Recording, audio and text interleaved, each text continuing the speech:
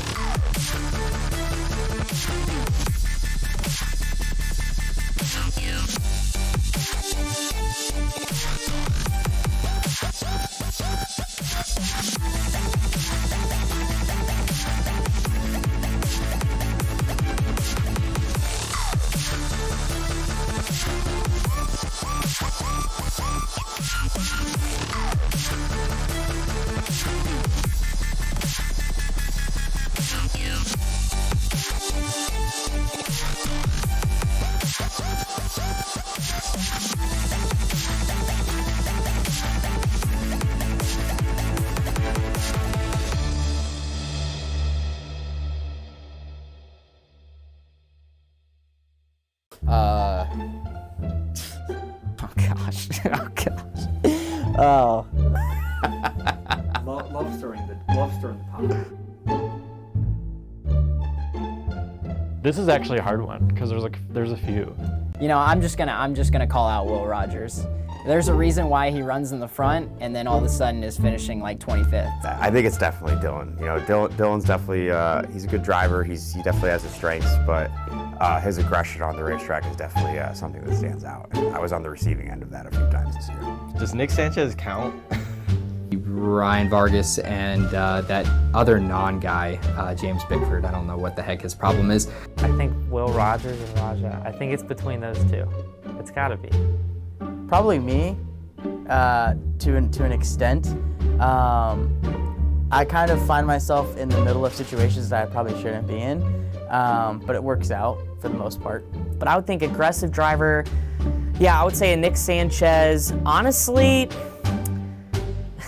as much as I love him as a friend, Garrett can be really aggressive too because he knows where to push these race cars at. I would have to say Raja. Dylan Welch is probably the most aggressive driver in the league because he's checkers or wreckers, man. I mean, he's either going to crash out on lap 1 or pretty early in the race, or he's going to be up front running pretty well. Gotta say Raj. I mean, Raj is always up there. He's always moving people, but it just seems like he moves people out of the way. Also, Will Rogers. I'll give Will Rogers that. Well, he doesn't race with us anymore, but I would say Nick Sanchez, but out of the people that we do race with, Ryan Vargas. Brad Perez is very aggressive. Same thing with Raj. Raj is very aggressive. So I would say it's between Brad and Raj.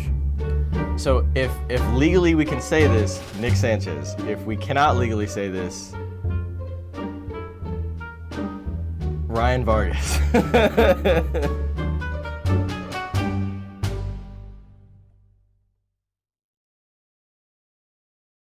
Oh, I've got someone. Trust me, I've got somebody.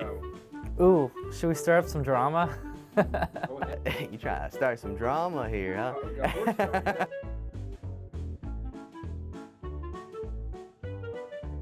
Will Rogers, because he's short. I wouldn't say that anybody really gets under my skin because it is a free video game. Well, I would characterize it as a friendly rivalry at this point, but it's got to be Gabe Wood, right? I mean, look at, the banquet last year. I mean, I got a piece of sheet metal from him because we got into it so many times. So I've probably had the most on-track run-ins with Chris Wilner. Really? And it's just one of those deals where whenever I got wrecked, I looked and he was the one that started. Yeah, but Michael, we've had some run-ins, and that's been as of late. Michael, I hear you, buddy. Ford Martin. Expand.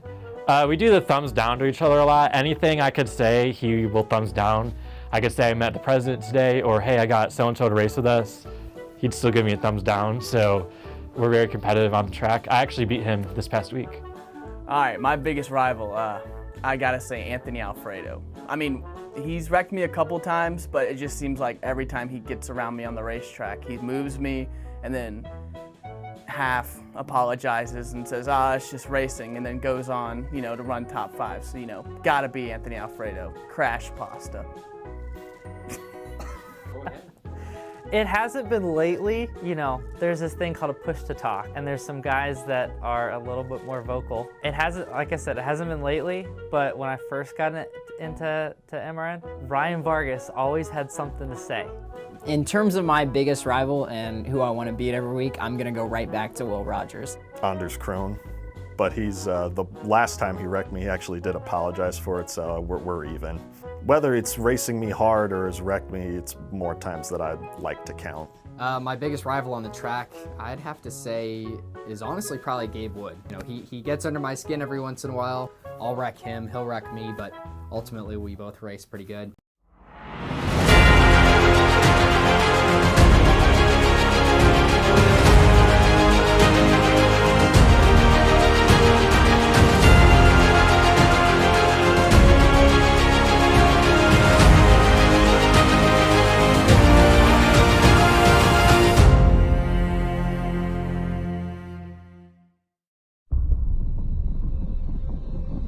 This lion, he's the king of the jungle.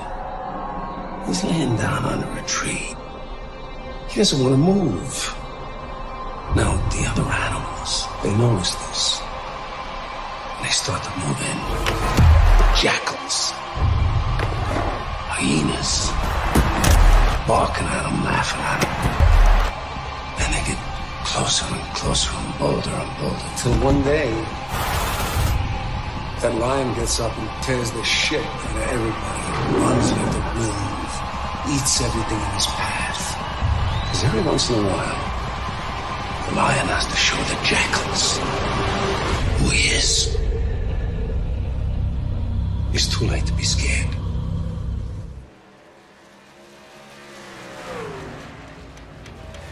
For 16 grueling weeks, some of the biggest names in motorsports and motorsports media have come together to battle it out here in Monday Night Racing.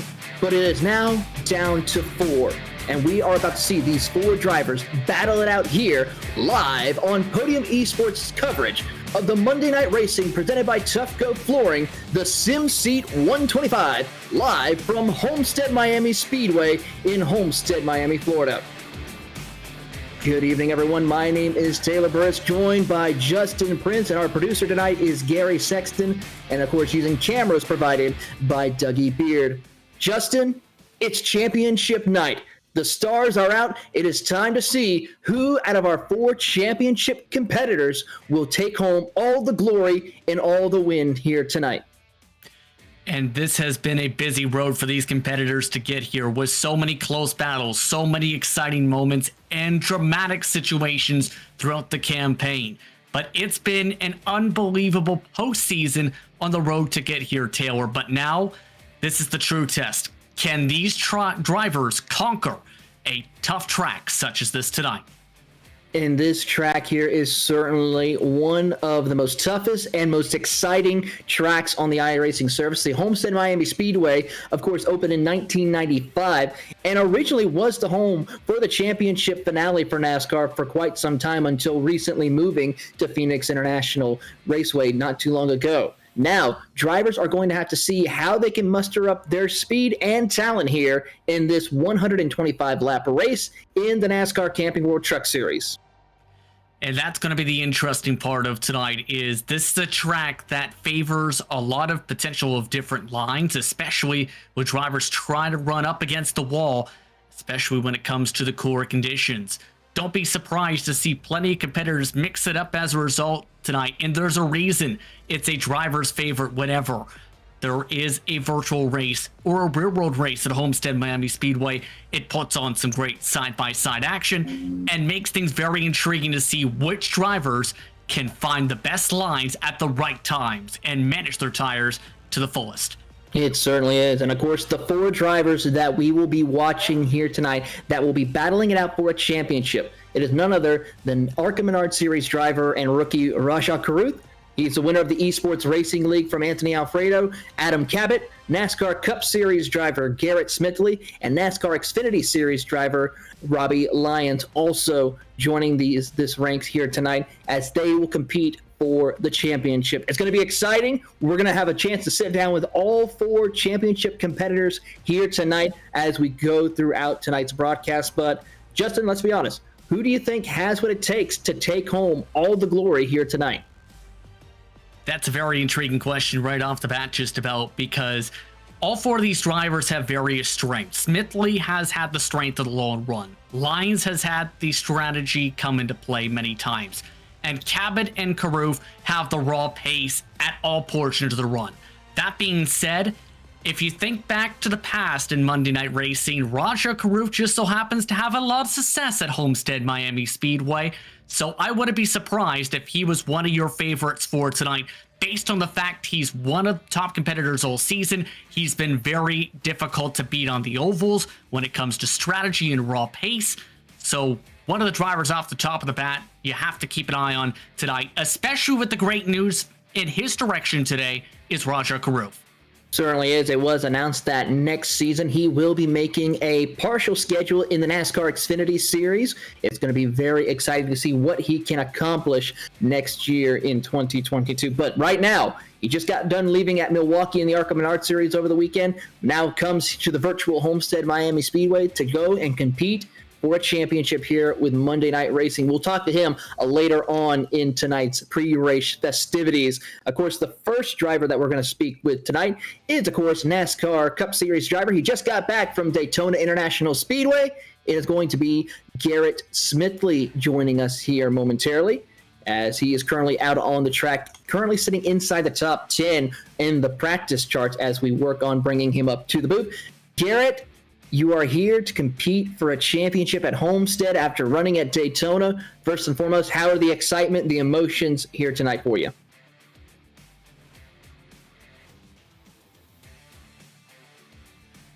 And as we get Garrett all checked out on the microphone right quick, we'll be right back with that momentarily. But overall, though, a strong performance this season for Garrett Smithley, Justin. He's won 2 races in the season opening rounds of the playoffs after being elected into the playoffs after Shane Van Gisbergen could not continue the rest of the season. And he goes out and wins the first race of the first round and then backs up with another win. That just shows how dominant and how amazing of a driver he really is in Monday Night Racing. Yeah, that was impressive, knowing he was basically coming in as the major underdog of sorts as a result of being that late day edition, and in turn showed, okay, I can beat the best of the best, whether it was the craziness that was at Las Vegas or whether it was the strategy of taking 2 tires and having that long run pace that he had at Nashville. And that in turn helped him have such a great bit of momentum. He's been able to keep the consistency up for top 10 finishes since then, but he's going to have the true task of trying to come away with a great finish tonight, because this is a track that tends to bring out the best of the best to the very forefront of the field. For Garrett Smithley, he's put in a fair bit of effort. He's told some of his followers on Twitch already today, so we'll have to see how that preparation has turned out.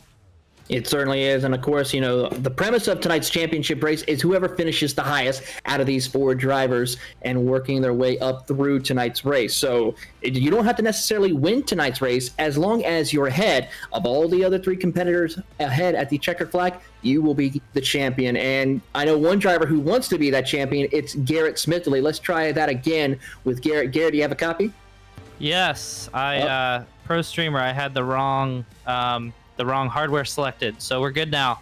Awesome. Very good to hear. Well, the question that we wanted to ask is, you just got back from Daytona over the weekend. You're now here in the virtual Homestead Miami competing for a championship. What are the emotions, the thoughts going into tonight's event?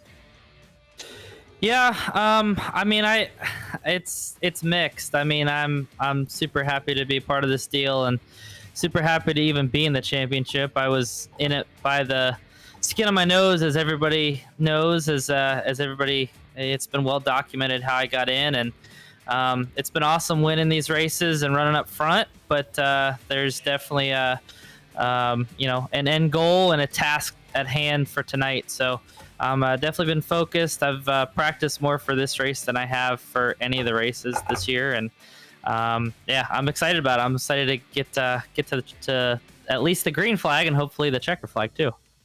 What do you think is going to be the biggest challenge going into tonight's event? You're going up against some very strong competitors for the championship. Raja Karif has already won a couple of races this season, including the last race that we left before we had the Final Four. Adam Cabot, always been a strong competitor, and Robbie Lyons, also very strategic with making his plans to be up towards the front. What will be your strategy for tonight's event? Yeah, I guess go as fast as possible and hopefully be faster than the other 3. This is no gimme. This is no, it's definitely going to be a difficult race. I think whoever wins this championship is going to have to win the race. This practice session reminds me of all the years that I've gone to Homestead and watch those Cup guys out there and, kind of looking at the practice times and looking at everything. That's kind of what this vibe is for me. So it's going to be, there's 3 really, really good competitors here, and hopefully we can get there at the end. But I've got my spotter, James Edwards, my real world spotter. I've got Jason Lofian that's kind of coming out of retirement. He was my crew chief for the Pro Invitational stuff. So we kind of got the band back together, and hopefully all of those lead to a championship winning championship winning, try here tonight. And final question for you, Garrett.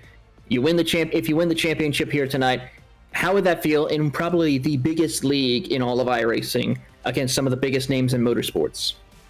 Yeah, it would feel awesome. I've said for a long time this has been my favorite league, hands down. Since I got on the service, Ford Martin has done such a great job with putting this deal together, and such a quality group of guys to race with in and out of the industry. It's been a lot of fun. I do want to say really quick, I got a really special paint scheme that D Natters put together for me.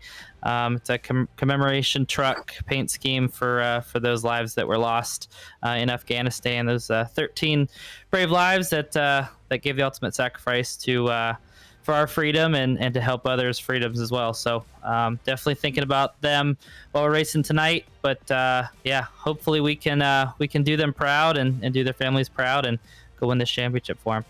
Most certainly indeed. We hope you are able to do that. Good luck out there tonight, as now Justin Prince joins with another playoff competitor. He won at Indianapolis in the IndyCars earlier this season. Adam Cabot is with Justin Prince. Yes, indeed. For Adam Cabot, it's been an intriguing season with a lot of great speed throughout the campaign, but it's been an intriguing night for you so far, Adam, as you've been dealing with some adjustments technical-wise so far. First of all, what's the pressure been like entering tonight, knowing some of the stress that's been happening right before start practice? Well, I'd be lying if I said that it was business as usual and not at all stressful or no pressure. But I felt pretty prepared going into tonight. But yeah, what you're referring to is it appears my power supply is on the fritz, about to go. The first 4 or 5 times I tried entering my car tonight, did a complete reboot on my computer. So I did a complete reset of the graphics settings. I'm at least out on the track now with close to minimum graphics settings. But, as long as it keeps me out here tonight, at that point, that would be a win. So pretty crazy that tonight of all nights is when this is happening. But hopefully we can at least get to the end of this race and put on a show. Has a little bit of undertones to what happened to Anthony Alfredo in last year's championship race at Atlanta Motor Speedway with his technical issues. But now knowing you're essentially, as you mentioned, running on minimal graphics for tonight, how has that impacted how you've been able to hit your marks at a track such as this compared to what you may be used to? Yeah, it's definitely a bit different. The visual cues I'm used to are not really there. The track surface looks different, but honestly, I think I'll get used to it. So, like I said, as long as it's been good for the last maybe 45 minutes or so. So I'm hoping that whatever I've done is kind of rebooted it and at least can get through tonight. If not, that'd be pretty terrible timing and a pretty terrible way to end the season. But it's been a great year so far. So if it all comes burning down tonight, it would still be a great season. Let's talk about tonight, because this is expected to be a very difficult race. Right now, you're one of the top drivers in the practice charts. You've been up there in speed with Roger Carruth on the Ovals All campaign. What's that pressure like now, knowing this could be your biggest championship on iRacing you've had a chance to come away with victory in?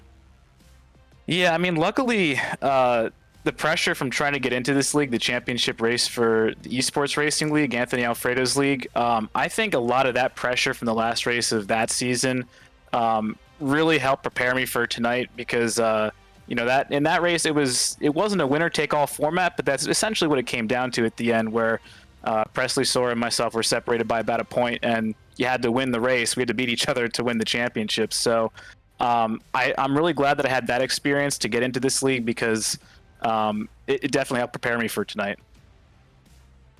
Now, when it comes to the execution, what do you feel you will need to do to make sure you get that championship by the end of the night? Normally I would say just not making mistakes and being smooth. Not making any pit mistakes with sliding through the box or speeding. And all that stuff, of course, still applies. But, Raj is extremely fast. He's been really competitive in these stock cars. So I think to beat him, it's going to have to be more than just no mistakes. I think I'm going to have to really get up on the wheel and push maybe a little bit more than I'm used to, but it's for a championship, so as long as I leave it all out on the track and don't finish thinking I had a little bit left in the tank, or maybe I saved a little bit too much tire, that's definitely not how I'm going to end tonight. Definitely going to leave it all on the track, and if it's meant to be, and my computer hangs on, and I'm able to have enough speed to keep up with Raj, not just Raja too. I mean, Robbie and Garrett have a lot of speed and have really come on lately in the playoffs too. So it's not like I'm just racing Raja out there, but I know he's probably the favorite going in here. He's been extremely fast on these types of tracks. It's expected to be a very intriguing night. Just real quickly, what would it mean to win the title, especially with how you got into M&R? Yeah, I don't really even know how I would put that into words, honestly. I mean, this has all just kind of developed so quickly over the past few months. It's not like I had some sort of lofty long-term goal of racing in Monday Night Racing. It's sometimes I'm asking myself how this even really materialized, how this even happened. So it all happened pretty quickly after signing up for ERL and then winning that championship and getting here. So it would mean, I don't honestly think I would know what it would mean unless it actually happened and sunk in. Right now, I'm kind of still just trying to stay focused on the task at hand, this race we have coming up here in a few minutes. But I mean, it would obviously be the biggest win or biggest moment in my sim racing career for sure. Thank you very much once again for the time, Adam. Good luck on tonight. Congratulations to making it to the Championship 4. All right, thanks, Justin. That's Adam Cabot, who's looking to try and pull off a big victory in M&R competition. Taylor Burris is now caught up with a driver who's had a very busy day of good news and is considered one of the favorites based on his oval speed in the past and in this present season. Taylor Burris is with Roger Carruth. Yes, indeed. He was at Milwaukee over the weekend for the ARCA Menard Series. He then now had the special announcement of having a partial schedule in 2022 for the NASCAR Xfinity Series. And now he's here at the virtual Homestead Miami Speedway to compete for a championship. Rajay, you've been pretty busy. How does the emotions going into tonight's race after this incredible whirlwind of excitement happening for the past couple of days for you? Yeah, thanks, Taylor. It has indeed been a pretty busy day. But I mean, overall, I'm focused on trying to get Space Station another Monday Night iRacing Championship tonight. I think I can do that if I just do what I'm supposed to do. You had a strong performance at Auto Club at the last round before having the Final Fours here tonight. Going into tonight's race, what is going to be your strategy on trying to remain focused to cap off this race here? I think I just need to do what I'm supposed to, man. Like you guys have, I guess, seen throughout this year of if I do what I'm supposed to do and things go the right way, then we're usually doing donuts. So hopefully if I do that and just keep my fenders on it, maintain my track position, and don't slide through my pit stall or speed on pit road or lose track position in any way, shape, or form, I think we'll be all right tonight.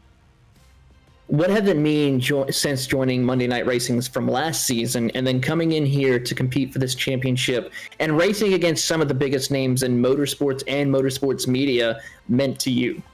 It's meant a lot, Taylor, to be in this competition. I know it started, due to COVID, but I think it's a great thing, and it's got great potential to be around for a long time. Hopefully, it ends up being a race hub deal. I know Ford's working on that. I would hope that comes soon, but it means a lot to represent the people I represent and to have fun on Mondays nowadays. And of course, another question we got to ask is Space Station Gaming. They're defending champions team. Of course, Will Rogers picked up the championship last season. Space Station is also in the eNASCAR playoffs.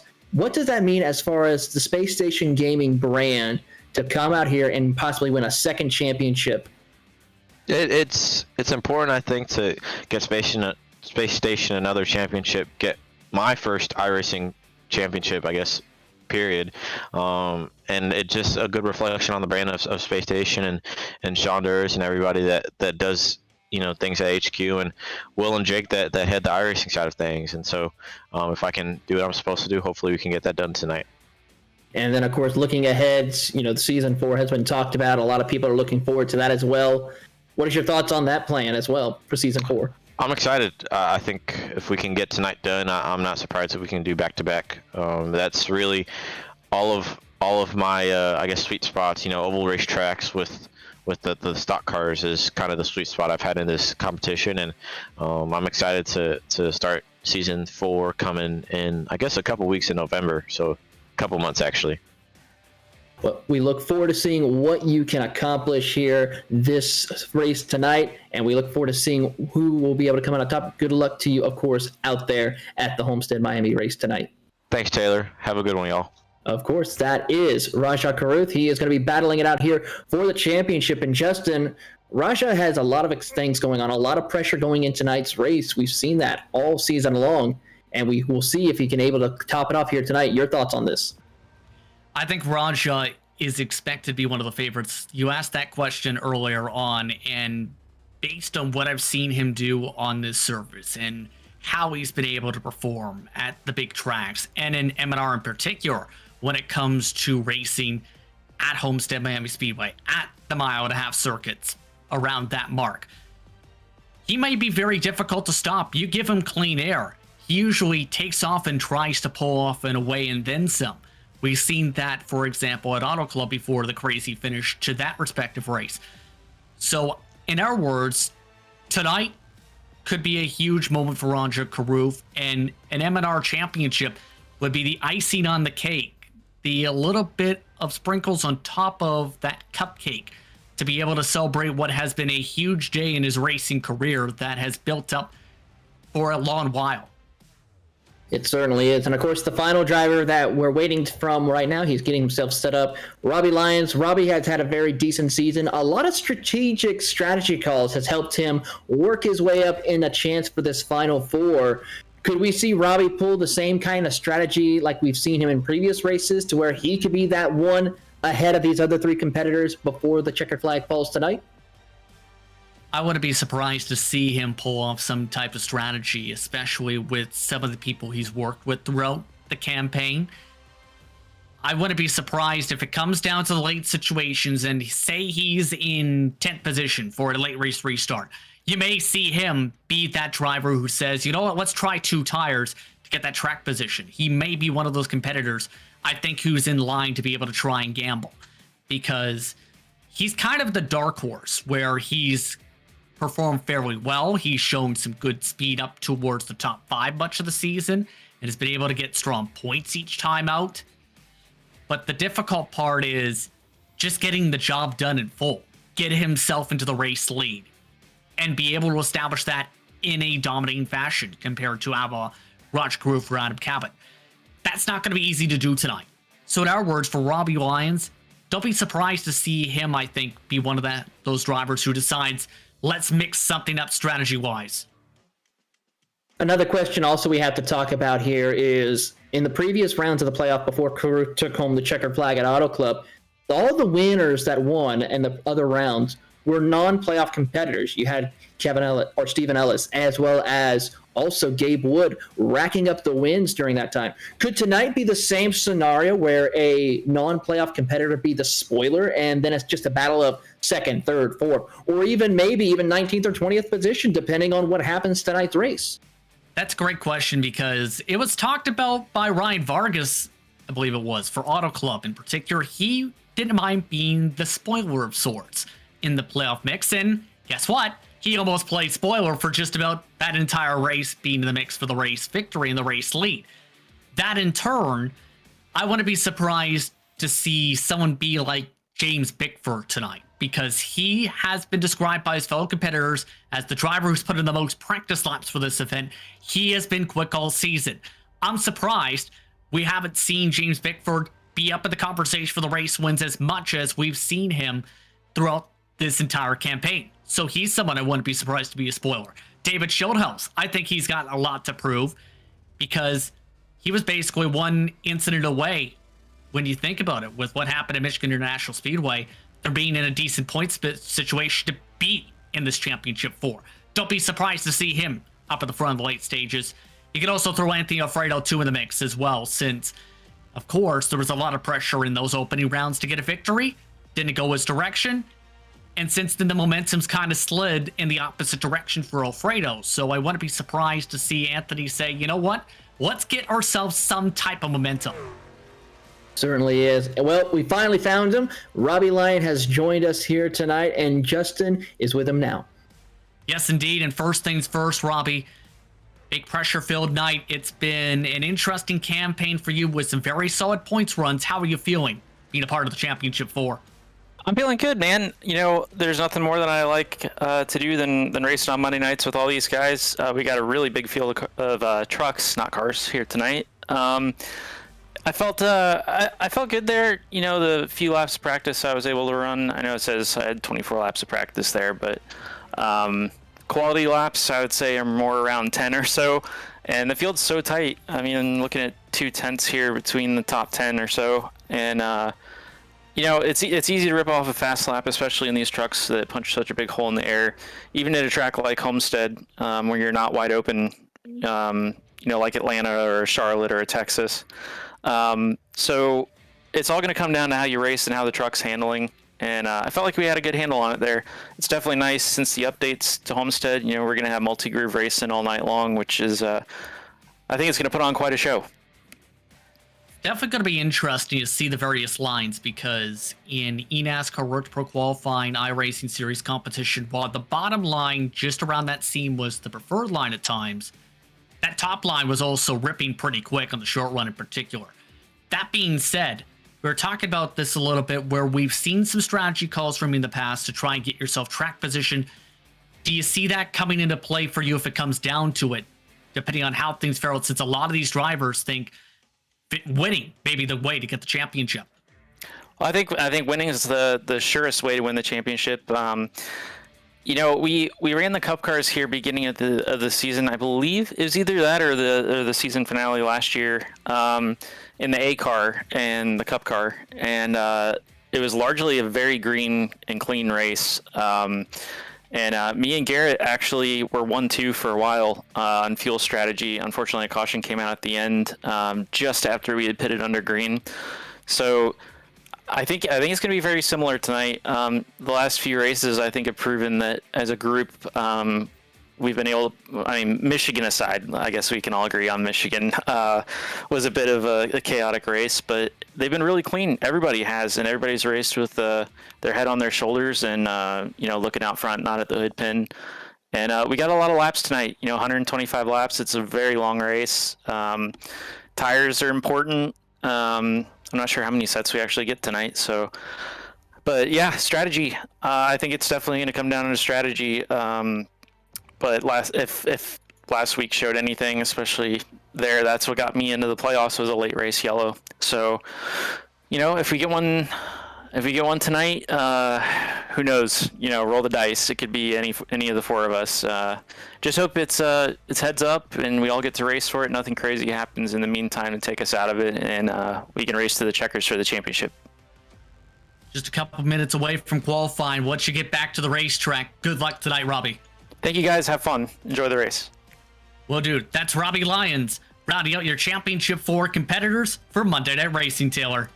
It certainly is. Qualifying is about to kick off. The stage is set to see who will be the fastest in qualifying, and then it is time to draw the curtains back and let the cars and stars of Monday Night Racing kick off the season finale here for the Sim Seat 125. We're going to take a quick commercial break, but when we come back, James Pike and Kenneth Bueno, along with Justin Prince on pit road, will give you all the storylines, all the action, and we will crown a Monday Night Racing Season 3 champion tonight. You are watching the Monday Night Racing presented by Tufco Flooring pre-race show only on Podium Esports.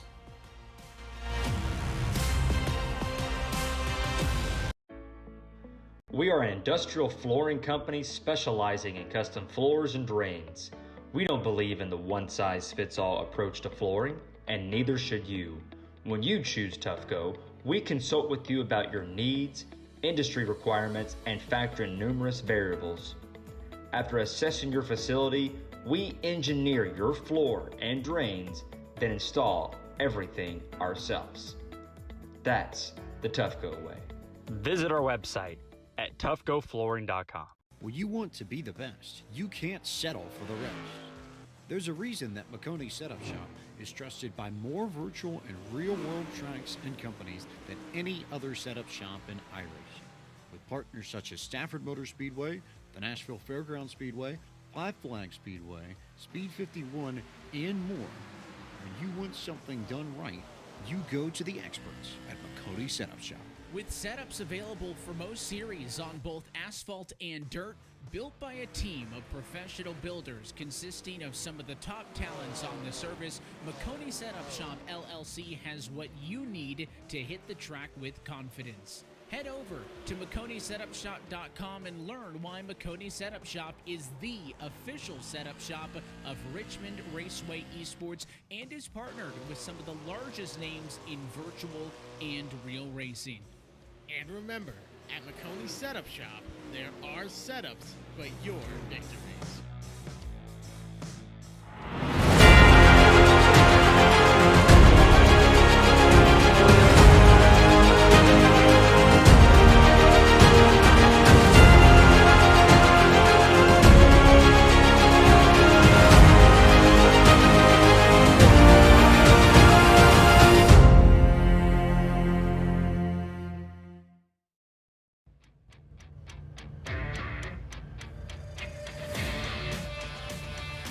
Good evening, race fans, and welcome to Podium Esports coverage of the championship race for Season 3 of Monday Night Racing. The Sim Seats 125 live from iRacing's virtual Homestead Miami Speedway in Homestead, Florida. James Pike, the voice of Podium Esports, alongside my colleague Kenneth Bueno, Justin Prince down on pit road for us this evening, and Gary Saxon, our producer. The cameras provided by Dougie Beard. The talk is over. The debate is over. Kenneth Bueno, it is time to crown a champion of Monday Night Racing. And at the end of this evening, one of Adam Cabot, Raja Caruth, Robbie Lyons, or Garrett Smithley will walk away as the new champion of Monday Night Racing. It's going to be a very big night, James. All four of these guys have different paths going into this race at the virtual Homestead Miami Speedway. We had Raja Caruth back against the wall. Pressure on him, wins at Auto Club last week to get himself into this very spot. Garrett Smithley, consistent all playoffs along with the win in the first round. Then going for Adam Cabot, who's the rookie, the driver who raced his way into this whole series. Then you have Robbie Lyons sneaking his way in through points last week. James, all different stories. Nothing to lose for any of these drivers. It's going to provide for a phenomenal night of racing ahead. Plenty that we can talk to you about, but before we do, we turn it to this evening's pre-race ceremonies, and we start tonight with the invocation, which is provided to this evening by MNR founder Ford Morton. Let's pray. Dear Heavenly Father, we thank you for this day. We thank you for the many blessings you have brought forward to us. Lord, we ask that you be with the service members' families of those that we lost in Afghanistan and made the ultimate sacrifice. Lord, we ask that you pray for these United States of America and know that we put you first in all things. Lord, we ask that you pray for the drivers tonight, that wherever they may be, bring safety to them, and let's all remember to have a good time tonight. Lord, thank you for everything that you've done for us, and we ask that you keep blessing us every single day. In your Son's name we pray. Amen. God bless America, land that I love. Stand beside her and guide her through the night with the lights from above. From the mountains to the prairies to the oceans wide with foam. God bless America, my home, sweet home. God bless America, my home, sweet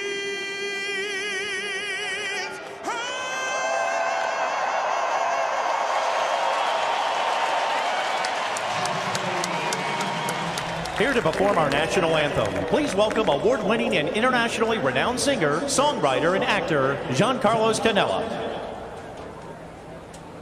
Oh, say, can you see by the dawn's early light what so proudly we held at the twilight's last gleaming, whose broad stripes and bright stars through the perilous fight o'er the ramparts we watched were so gallantly streaming, and the rockets red glare,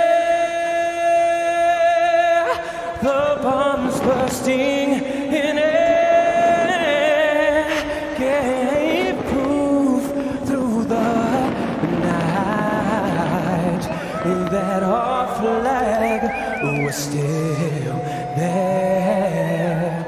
Oh, say, does that star-spangled banner yet wave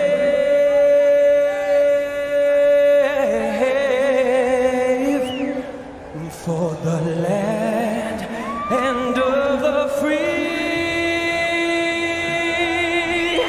and the home of God?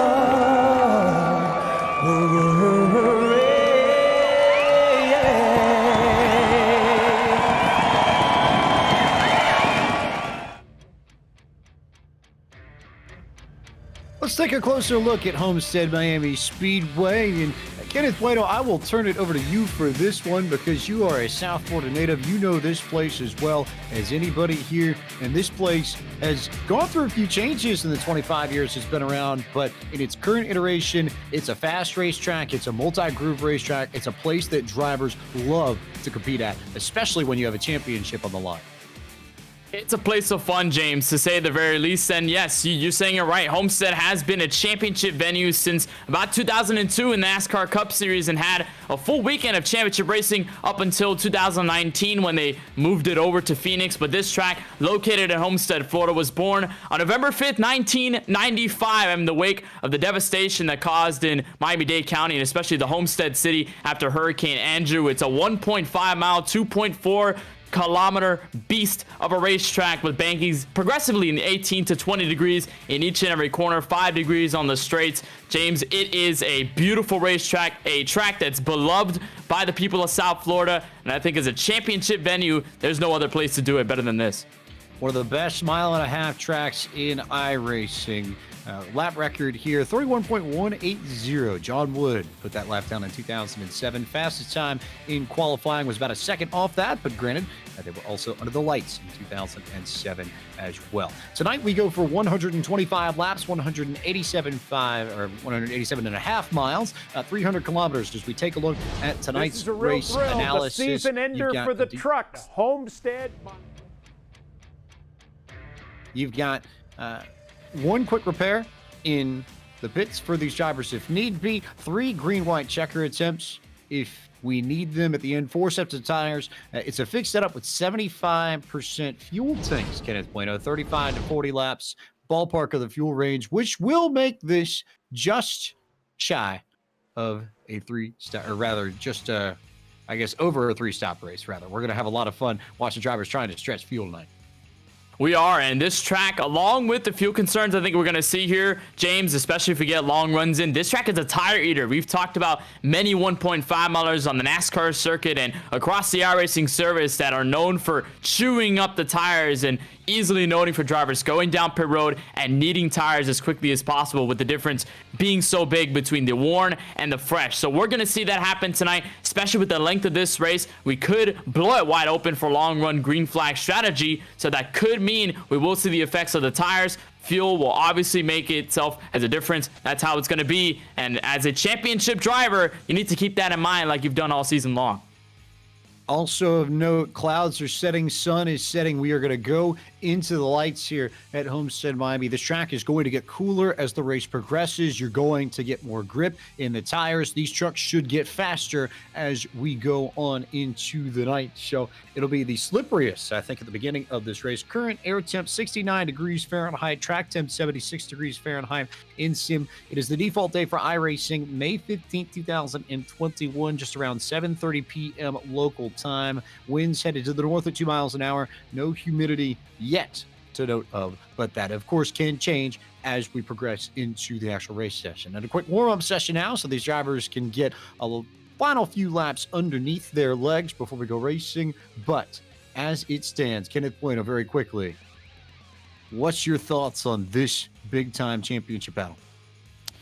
It is, I think, more interesting than any championship battle we've had. None of these drivers have made Championship 4 appearances in Monday Night Racing before. So you're going into this pretty much a fresh slate, rather. And with all 4 of these drivers, with new championship experience, regardless of what happens tonight, regardless of who wins, these guys are going to be a first-time champion. Whoever wins, they're going to hold their first ever Monday Night Racing crown. You've got Raja Karuth, very aggressive driver, very stout driver who's been in the series for just a little bit. He won the last finale race we held. He wasn't a championship driver, but it was the same truck that was used that it is right now, just a different track, but he was the winner there. We have obviously Garrett Smithley sweeping the first 2 races in the first round. He's been stout, he's been full of prowess. And you have Adam Cabot, he raced into the ERL. He's been kind of the underdog throughout this entire series. He won that race in Indianapolis, was riding that high momentum through the playoffs, multiple chances to win. He's always been there. And of course, you have Robbie Lyons, the man who pointed his way in, the man who's been kind of sneakily making his way throughout this playoff fight. I think it's going to be pretty much all around phenomenal wherever you see it. It's going to be a significant battle for all 4. It's time to go racing. For the most famous words in motorsports, here's tonight's Grand Marshal, the voice of the Tennessee Titans, Mike Keith. This is a real thrill. The season ender for the trucks. Homestead, Miami Speedway. We're ready to get it underway, and here is your command. I'm thrilled to do this. Gentlemen, start your engines. Our Bryant Beef Jerky Unlimited Pole Award winner tonight, Ryan Vargas, with a fast time of 32.943 seconds to take top spot over Garrett Smithley, fastest of your Championship 4 qualifiers. DJ Cummings, Raja Karuth there in the mix. James Bigford, Anthony Alfredo, fast drivers in the front 6 of this Sim Seats 125. You'll look back to the top 12. There's championship driver Adam Cabot going to roll off from the inside of row 4. And Gabe Wood, who's won 2 races in a row, not a playoff driver, but also riding a high momentum. He's going to start back in PA. Preston Pardis, Robbie Lyons will line up your top 10. Lyons going to be the last out of the championship 4 on the starting grid. TJ Majors and Stephon Wilson round out the drivers in row number 6. Seth Eggert, Max Kennan, Devin Henry, Will Rogers, Dylan Wentz, and Justin Melillo there completing the top 18. Back on through row number 12, Gary Sexton. It'll be John Theodore in the seat for tonight's race. Ron Capps, NHRA driver, will be on his outside. Then Matt Stolnick, Stephen Ellis, Steve O'Font, and Michael Massey back to row 24, or 12. Jason Keffer, Ford Martin, Travis Brown in the mix back here, as are Josh Slate, Chris Wilner, and Brett Baldeck. And behind them, row 16 will feature Mark Gerbillis. David Schildhouse in the 20 will be there as well. Case Collenbach, Mike Clay will be back to row 17. Paul Sutton and Drew Wuckel will be all the way back in row 18, the final drivers in this field. As they come into turn 3, we get set for a title fight like no other. And we'll have all the updates across the field from Justin Prince down on pit road. We'll get our first words from him momentarily. But for now, time to thank all of you for tuning in to Podium Esports this evening, whether or not it's on Twitch or Facebook or YouTube or the Monday Night Racing Twitter. We are glad you're with us as we get set to crown a champion for Season 3 of Monday Night Racing. Ryan Vargas in control of this field. Barney with the green flag unfurled out of his hands. And the season finale to Season 3 of Monday Night Racing. The Sim Seats 125 from iRacing's virtual Homestead Miami Speedway is underway.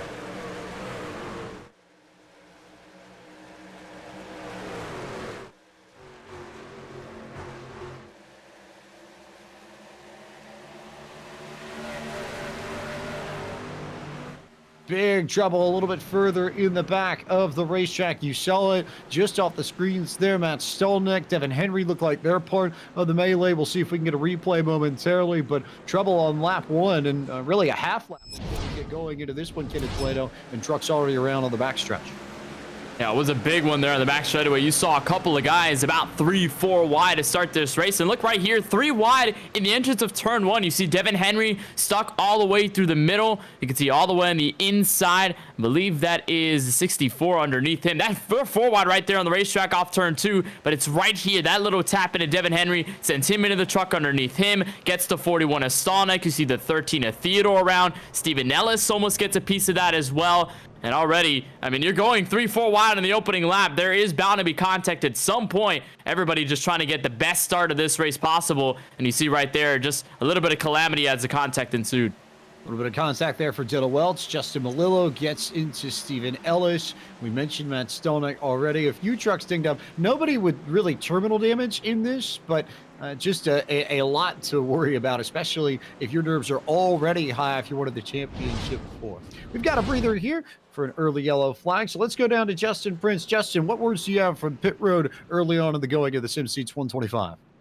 Well, for some of the drivers involved in the incident, the words from Devin Henry are simple. I'll take part of the blame there where he was not sure why they were 4 wide during the opening lap, but that's entered a dialogue from his fellow competitors who want to remind you this is Homestead with plenty of different lines that can come into play. Some have gone to the point where if there is gap, there is truck. In some of the responses, David Shieldhouse in particular said, it's Homestead, baby, in response to the questioning of the 4 wide in the early going. So there were some questions on how things played out with the battle, but overall, things are relaxed amongst the field despite the trouble. At least as relaxed as they can be, I think. But you're going to be keyed up here, especially if you're any one of the Championship 4. And it's a point that we didn't get the chance to hit on much in pre-race, but all of our Championship 4 drivers starting in the top 10 this evening. Robbie Lyons is the lowest running driver of that group, but he's only in 11th, Kenneth Plato, which I think says so much about their abilities and how much they have come ready to race here tonight. And it just kind of shows as a testament of their competitiveness. They've been around all season long. They've been able to fight their way through each and every grueling playoff round, regardless of the chaotic combos or whatever has happened between each and every race so far to settle this Championship 4. So these guys are remarkably quick, and I think no surprise that they're lining up the top 11 right now. No Lions is a little bit further back, but obviously shifts happen in the first lap of this race. You're going to have everybody going like we saw there, 3 and 4 wide going into turns 1 and 2. So not a big deal here. There's a long race, but still the stoutness of these guys, whether it's Caruth, Smithley, Cabot, or Lyons, is pretty much understated in how good they are in the sim and in Monday Night Racing, and it's showing here. We'll probably not be surprised to see them all clustered in together by the end of it. Let's good look at Raja Caruth's truck, the Space Station Gaming driver out of Washington, D.C. And as Kenneth mentioned, remember the end of Season 2, we went to Atlanta Motor Speedway with these very same trucks in March, and Raja got the race victory. He was not a playoff driver in Season 2. He joined M&R in the middle of proceedings in Season 2, but here we are, 1 season later. He's right in the thick of it. If he can repeat the feat, he will be the champion of Monday Night Racing. But a long way to go, and lots to worry about before we get there. Lights should go off the pace car this time by. When it comes across the line, we will complete what will be our 4th lap. So we'll be coming to a restart on lap 6 of 125. And also worth noting, as the lights go off, you get maybe a yellow flag or 2, and that puts you right in the window of maybe being able to shave a pit stop off of this. We know the window max is probably going to be about 40 laps. It's a 125 lap race, so you figure it should be a 3-stop race. But you get a few yellows, you might be able to stretch it just a little bit. You might be able to change the game up, especially if you can conserve early on here, Kenneth. You could, and what we're going to see is if we get a lot of early yellows, drivers are going to start to kick the clutch in because they know that if they can save maybe 1 or 2 laps, let's say if they get a long green flag run right after, they have that saved and they have it used up so that by the time they hit pit road, they can change their strategy and they could ultimately change their entire fate of the race by track position. But right now, only the first 5 laps of this race. We'll see if any effects take place because of this yellow flag. But as of right now, we haven't seen 1 green flag lap of racing yet, so we should be able to see it this time by as Vargas and Caruth will lead the field again.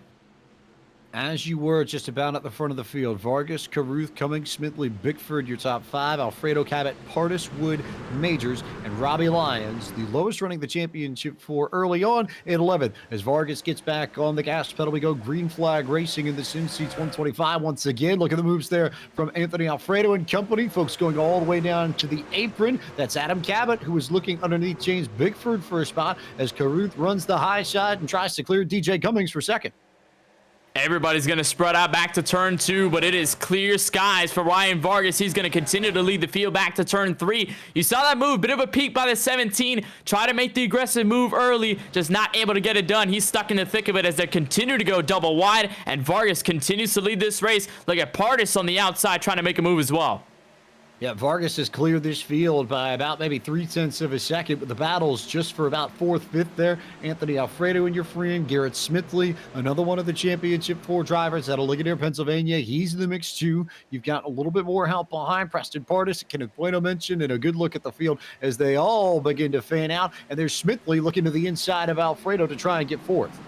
And like a couple of drivers mentioned, that these trucks, they have a lot of downforce with them. They have a little bit less power than, of course, the Cup Series cars and the Xfinity Series cars, but the way they're set up, the way they have their downforce, it's kind of like they described, a big hole being punched into the air. So a lot of downforce created, which means a lot of draft is very heavy within these trucks. So you can easily build up a run. If you're right behind the truck, you can get all the momentum, get a couple of miles per hour, and be able to, like we've seen so far in the opening laps, make a quick move. And I think a lot of drivers want to do that early before they get into long green flag runs, because if you're able to get them out of the dirty air, get them out of the draft before it all picks up, then you're able to make this momentum. As we see a car around on the back straightaway, they're going to be able to keep it straight. No yellow flag by the officials, and we're going to say green. That's Mike Clay in the 88, the ESPN NFL reporter who got in trouble. Contact there, looks like with the 84 machine of Case Kallenbach. Those two come together, and he stays up on the fence to stay out of the way, but now is well back of this field, 10 seconds back of Stephen Ellis, who's next on the track. Clay currently scored in the 34th position as Raja Caruth goes for the race lead underneath Ryan Vargas. Gonna try to take the race lead as they continue to go side by side. A little bit of help from the 10 of DJ Cummings. He's gonna be a little indecisive. Kick up high, stay with the driver, the 23. And as of now, Vargas will have the nose out front. The two bow ties leading this entire field. Caruth gonna try to make use of that simple but effective lane all the way in the bottom. Vargas ripping the top side. Look at the momentum he's gonna get off turn 2. That's the kind of launch you get when you can roll momentum up high. It's almost maybe a truck length or so that you can gain on competitors stuck on the inside, although Vargas looked like he got tight in the center of the corner, and Raja might just be able by inches to complete the slide up in front of Vargas and take the race lead away on lap 11. But it's not going to last long, James, because here comes Ryan Vargas again to the inside. We're going to have a switcheroo, so it's back to turn 1 and 2. Believe Vargas may have the advantage for just a moment. They're all almost going to make contact as Alfredo's going to try to decide who to help here back to turn 3. And Caruth is going to have a lot on his hands. These trucks can get very slippery, especially at the entrance of these corners. Look at Alfredo try to dive it all the way in, but they'll slow down. Believe Caruth's going to be third. I believe second now as the yellow flag waves. We have a little bit of trouble back here on lap 11. It's Case Kallenbach again, who is upside down and on his lid on the back straightaway. A big wreck for the 84. Looks like there was contact with Matt coming out of turn 2. We'll take a look at the replay, see what happened. But big mess there for Kallenbach, who gets involved in 2 incidents in the span of about maybe 5 or 6 laps, except this time he definitely is going to be burning his fast repair. Oh, and this is the same instance we saw that happened with the incident with Mike Clay. He goes for an absolute riot as he tagged the outside wall. And we saw Kallenbach do this a little bit earlier with Mike Clay. Got loose, kind of sliding up those seams at the exit of turn 2. That's what got him into Clay. And then this time got him to revert the car back to the right. Got into the outside wall. And then, of course, goes for a wild ride. And it's going to be even worse now because he's in the back of the field. He's going to have to burn the fast repair, but he's towed the truck, which means he's going to waste a lot more time down pit road, unfortunately.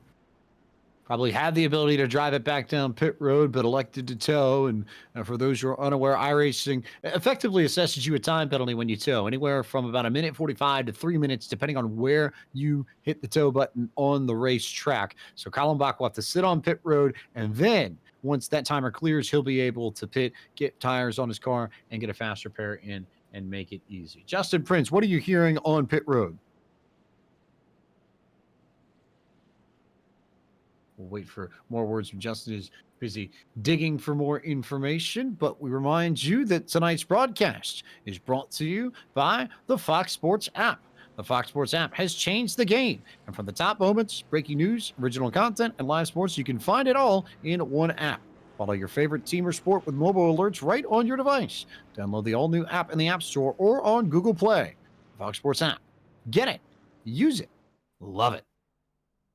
Currently working yellow flag conditions here in the Sim Seats 125. This the championship race for Season 3 of Monday Night Racing from iRacing's virtual Homestead Miami Speedway. Ryan Vargas, your leader early on in this race, as Raja Caruth pressures him for the race lead. He's been in the mix. Anthony Alfredo's been up there. DJ Cummings, Garrett Smithley, part of the championship 4. He currently sits in the 5th spot. Your other 2 drivers of note, Robbie Lyons sitting in the 13th position, and Adam Cabot currently running in 6th. So Lyons has gone backwards a little bit. Cabot, on the other hand, has climbed through the ranks. He has, and I think that's just a case of what I stated a little bit earlier, just gaining as many positions as you can early before long runs kick in. Luckily for these guys, obviously the yellows have been affecting him. They've been kind of on a stop and go sequence up to lap 14, but big moves by Cabot, and we've seen this happen before with the driver, the 17. He kind of starts in the midfield, maybe starts within the top 10, but then he slowly starts to pick his way up, and by the time you get near the end of the race, you're hearing Adam Cabot's name a lot. You're talking about him a lot too, because he's up there, he's fighting for a position, and even in strategy points, he can still kick it, be able to nail his points, and be on it. And I think for now, if he's able to pressure Smithley a little bit more and get to Caruth, that could be the spot that he's looking for. Small radio troubles with Justin Prince earlier, but we've got Justin back. Justin, what have you found out over the last few laps from the teams and the drivers?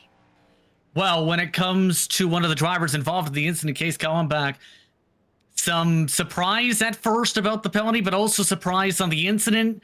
In part, didn't realize how far the car could fly up to the air. But the main thing also emphasized is some of the various different teams are keeping an eye on one another in some of the actions for those who have streaming perspectives. For example, you have some who may look towards their cell phones during caution flick periods.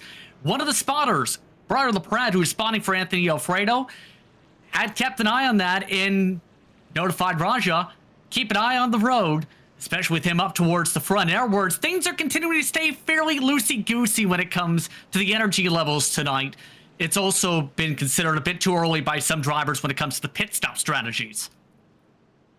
So this could get very interesting based off of that information, because you may have folks shuffle the pit stop strategies. You might have somebody try and stretch it and make it on potentially 2 stops. You might have people short pit and maybe just accept that we're going to need 3 and try and make it happen that way, Kenneth Bueno. So that could be fun to watch, especially as we get towards the first round of pit stops, which should happen somewhere around lap 40 or so. If we were going green, that may stretch a little bit though, based upon the yellows we've had earlier.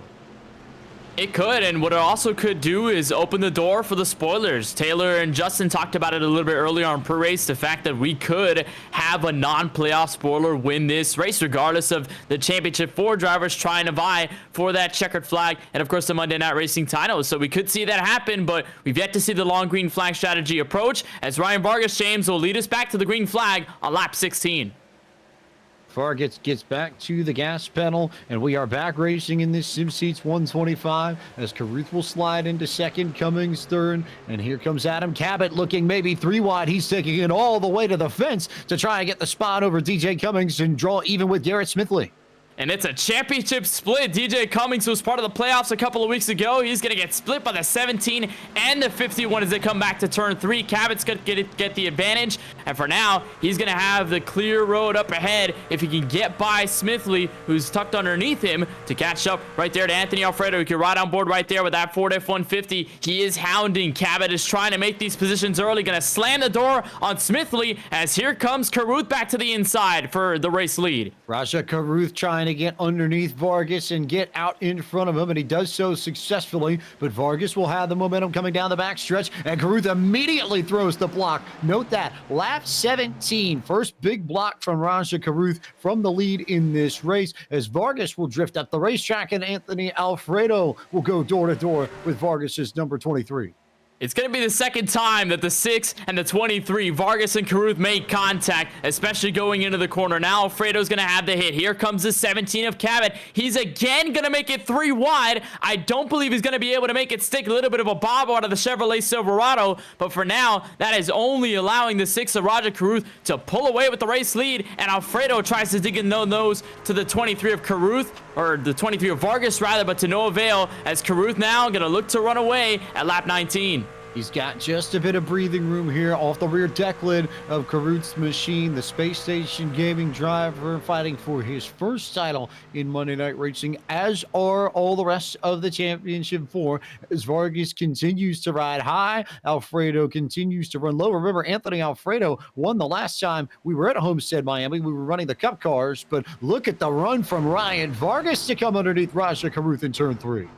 Vargas going to have the help. The draft is going to make a difference here. If you can get a second driver to maybe tuck in behind you, or maybe even a third, then you can get all of it, be able to get that advantage. Alfredo wants none of it, though. He almost looked 3 wide. And look at the space there that Vargas is going to cut underneath. Caruth is going to keep that race lead. But you mentioned there, James, the fact that Alfredo was the winner last time we visited Homestead, Miami on the oval of the Cup cars. But guess who was the driver he was fighting for at the end of it all? Raja Caruth. He was leading up until the final laps, and the green-white checkered before it was robbed by the 38 of Alfredo. So Caruth has that experience fighting with Alfredo, fighting with other drivers for the lead at this very racetrack. As look at Adam Cabot ripping the wall in turns 3 and 4 to second. What a big run from Adam Cabot. He will be alongside Raja Caruth going into 1 and 2 this time by working lap 21 of 125, nearly a fifth of the way through proceedings. And Adam Cabot will be able to run up top and go to where Raja Caruth was. But what kind of run will Caruth have? Continuing the momentum up high, he'll get underneath Cabot and do the exact same thing to Cabot that Cabot did to Caruth coming out of 4 on the last lap.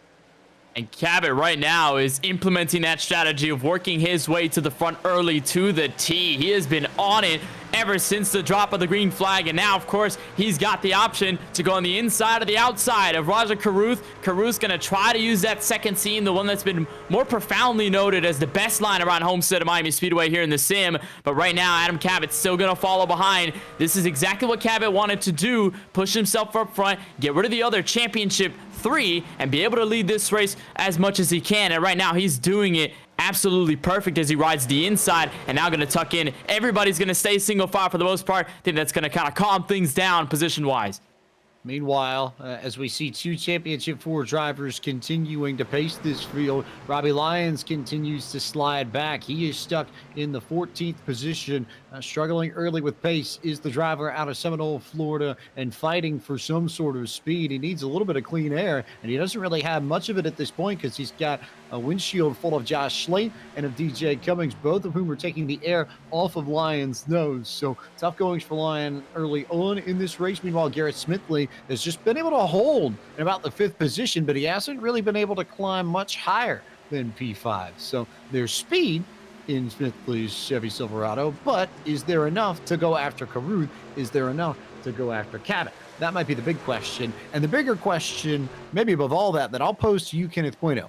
If you're Adam Cabot, we've already heard some of these drivers talk about tire wear in addition to fuel wear. Do you like, at this stage in the race, being in Cabot's position more than you do Caruth's position, because you almost have the ability to set the pace and decide how much Raja does or does not burn up his tires? If you force him to go and Raja wants to hang on to the lead, that'll push Raja, but he might burn up his Goodyear Eagles earlier than he'd like to. So would you rather be in Raja's position? Would you rather be in Adam Cabot's position? I think if I were the drivers in this case out of the duo, I would probably pick the 17. He's tucked in right now. He's got the draft. Sure, he does have dirty air, so that is going to affect the handling just a bit. But if you can kind of hang back in there, be a little bit calm, and kind of just let Raja either burn his stuff up or force him into a mistake to burn his Goodyears up, then that could be the prime position to take advantage, maybe get the help of Alfredo and the other guys with you and be able to go for the race lead. But not to say that these guys haven't been using their Goodyears for the race lead, as Cabot again going to try to duck his bow tie underneath Caruth. Not going to work, as Caruth is going to get the momentum out of the progressive banking in 1 and 2. But I think, James, if there's any place I want to be, it's going to be in Cabot's spot right here. The long run, you can kind of force Caruth into a fold, and that could help your case out, especially if you get other drivers with you and he can get put through the field. This is going to be very interesting as this field begins to spread out over the course of a green flag run. You've got about maybe the top 7 or so, everybody from Raja Caruth to Stephen Wilson in line, and then there's a gap and a pretty good battle here once you get to 8th place. Gabe Wood is in front of James Pickford, is in front of DJ Cummings, is in front of Josh Slate and TJ Majors. You've also got the defending champion who gets to wear the crown for one more night tonight, Will Rogers. Oh, guess what? Space Station Racing also there, running in at the 13th spot, trying to get around TJ Majors just at the back of your screen. And Robbie Lyons is also here as well at the back of this pack. And Robert Lyons just trying to hold on. I think right now he's fallen to about 14th, now 13th, that he's going to get by Will Rogers with a little bit of that apron tap back in 3 and 4. But it's a nice point with Rogers because we've talked about over the course of the past couple of weeks, guys of teammates, maybe Crypto Autosport, a lot of guys within the same realm of connection that they can work together for either strategy or just positioning on the racetrack, maybe defending against others and trying to help each other out as most as they can. So if Rogers could get in that position, if he can help Caruth, then he'll probably do that. Although unfortunately, Lyons is going to get by him with that little mistake. But we're just going to see if that teammate kind of conspiracy comes together. But as of right now, doesn't seem to be unfolding. Up at the front, battle for second. Adam Cabot up high. Anthony Alfredo down low. It almost looks like to me that Cabot's starting to lose the feel on his tires just a bit. That car looks significantly tighter in the center of the corner for the last 5 laps or so than it has at any other point during the green flag run. We'll see if a shuffle down to the bottom of the racetrack changes that. But again, he slides up the racetrack just a little bit there. And part of that is making sure that you hit the racing line and you track Raja Caruth in this case especially and mirror what he's doing. But part of that definitely does seem like tightness. So I wonder if the handle on Cabot's machine may be going away just a bit. Yeah, and especially once the Goodyear tires last. Remember, this series is in fixed sets, so these guys are running with the same sets. All about whether they can change the steering ratios and the brake bias and maybe the steering offset. Those are the only things they can tamper with on these cars in this series. And most notably with the fixed setup here at Homestead at Miami Speedway, as soon as the rubber starts to burn off, as soon as you get the dirty air in effect, that this truck is going to start to plow. It's going to start to get a little bit tighter, and it's going to try to direct you over to the outside wall, and it only gets tougher to manhandle it back. And that's why you're seeing a lot of drivers go on the inside, not only to save tires, but also to keep their truck from veering up to the outside wall in these very long corners. So as soon as you see Cabot do that, you're going to see Alfredo do it. Everybody in dirty air is going to have the same problem once we move forward. A reminder that tonight's broadcast to the SimSeats 125 is brought to you by our friends at Tufco Flooring, an industrial flooring company specializing in custom floors and drains. Tufco doesn't believe in the one-size-fits-all approach, and neither should you. They listen to your needs and requirements and develop custom solutions for every client. And for more information, you can visit their website at tufcoflooring.com. Of note here, and something that I noticed and just saw out of the corner of my screen, you've got Robbie Lyons and David Schildhaus working together a little bit further back in this field. David, of course, was a playoff driver, but these two are both teammates at Kligerman Sport. Justin Prince, do you have any more information on why or maybe how these two are working together? Well, it was indicated on David Schildhaus' stream in particular that he is trying to show Robbie Lyons that he can roll around the top to try and gain some time. It's just a matter of doing it the right way. And right now, it's just been a matter of trying to show Robbie Lyons that specific line. Things have been very calm other than that of the Robbie Lyons camp in that regard. It should be worth also noting, James, that one of the biggest discussion points in the entire field, and this includes the majority of the front runners, is brakes or no brakes. Plenty of conversations on the intensity of whether you utilize the brakes, and for some, they are still not using the brakes and are electing just to sail it on into the corner. So that's very intriguing, and it also says a lot about David Schildhaus as a teammate, too, given he is out of contention for the championship, more than willing to step back there and try and help Robbie gain some speed when Robbie has not had too much of it, at least in the beginning of this race. So that's a very intriguing point to note, and one that I think we'll come back to and want to come back to as this race progresses, as you see this battle for second as Anthony Alfredo continues to look underneath Adam Cabot's simply the best lawn and pest control Chevrolet Silverado. And now, especially in this run, as we reach lap number 35, James, you're going to see this sort of sweet spot of how well you're running the run, but I guess not. Yellow flag's going to come out at lap 35. That's a big pileup, and unfortunately, David Schildhouse and the number 20 is involved. The 29 of James Bickford, he's collected in it. Just talked about the 20 trying to help the 19 of Lions, and unfortunately, the children are not going to like that. The damage on the front end of the Silverado off turn 2. James Bickford was the first one to go around. Looks like there's contact with DJ Cummings to the 10 machine in the middle of turns 1 and 2 that starts this. And as they come together, Bickford bounced off the fence, and there was nowhere for David Schildhouse to go as Bickford careened off the wall and right into the path of Schildhouse's advanced .GG Chevy Silverado. Nothing he could have done to avoid that. Thankfully, though, it looks like those are the only two that managed to pick up damage on that front. But with the way this caution falls, as you get a few more looks here, and you see just what David Schildhouse saw. There's the contact between Cummings and Bickford, and then boom, right there. Nothing you can do if you're David Schildhouse. But as I was saying, with the timing of this, it's going to be time for some pit stops. And for more words from Pit Road and a first crack at 4 Tires and Fuel, here's our very own Justin Prince. And for some of the drivers, there were struggles, especially from Ryan Vargas, when it came to trying to preserve the tires on the long run. He looks to try and have a good pit stop here as they make their way into the stalls. David Schildhouse, who was just involved in the incident, also not happy over his perspective stream after that incident going through turns 1 and 2. Most upset he's been in a while. Rest of the field making their way in towards the commitment cones and their pit boxes for their first stops in majority of these cases. Keep in mind, 4 tire sets available in the pits. Majority of them now being utilized by some of these drivers for the first time as off and away they'll race. Beautiful work there for Raja Caruth, Adam Cabot. How about Garrett Smithley, who will jump right up to 3rd coming out of pit lane. So you're going to have 3 of the championship 4 in the top 3 when we go back to the restart. We will take a quick break, but don't go anywhere. You're watching Podium Esports coverage of the championship race for Season 3 of Monday Night Racing. The Sim Seats 125 from iRacing's virtual Homestead Miami Speedway. We'll be back in just a few moments. We are an industrial flooring company specializing in custom floors and drains. We don't believe in the one-size-fits-all approach to flooring, and neither should you. When you choose Tufco, we consult with you about your needs, industry requirements, and factor in numerous variables. After assessing your facility, we engineer your floor and drains, then install everything ourselves. That's the Tufco way. Visit our website at tufcoflooring.com. When you want to be the best, you can't settle for the rest. There's a reason that Maconi Setup Shop is trusted by more virtual and real-world tracks and companies than any other setup shop in iRacing. With partners such as Stafford Motor Speedway, the Nashville Fairgrounds Speedway, Five Flag Speedway, Speed 51, and more. When you want something done right, you go to the experts at Maconi Setup Shop.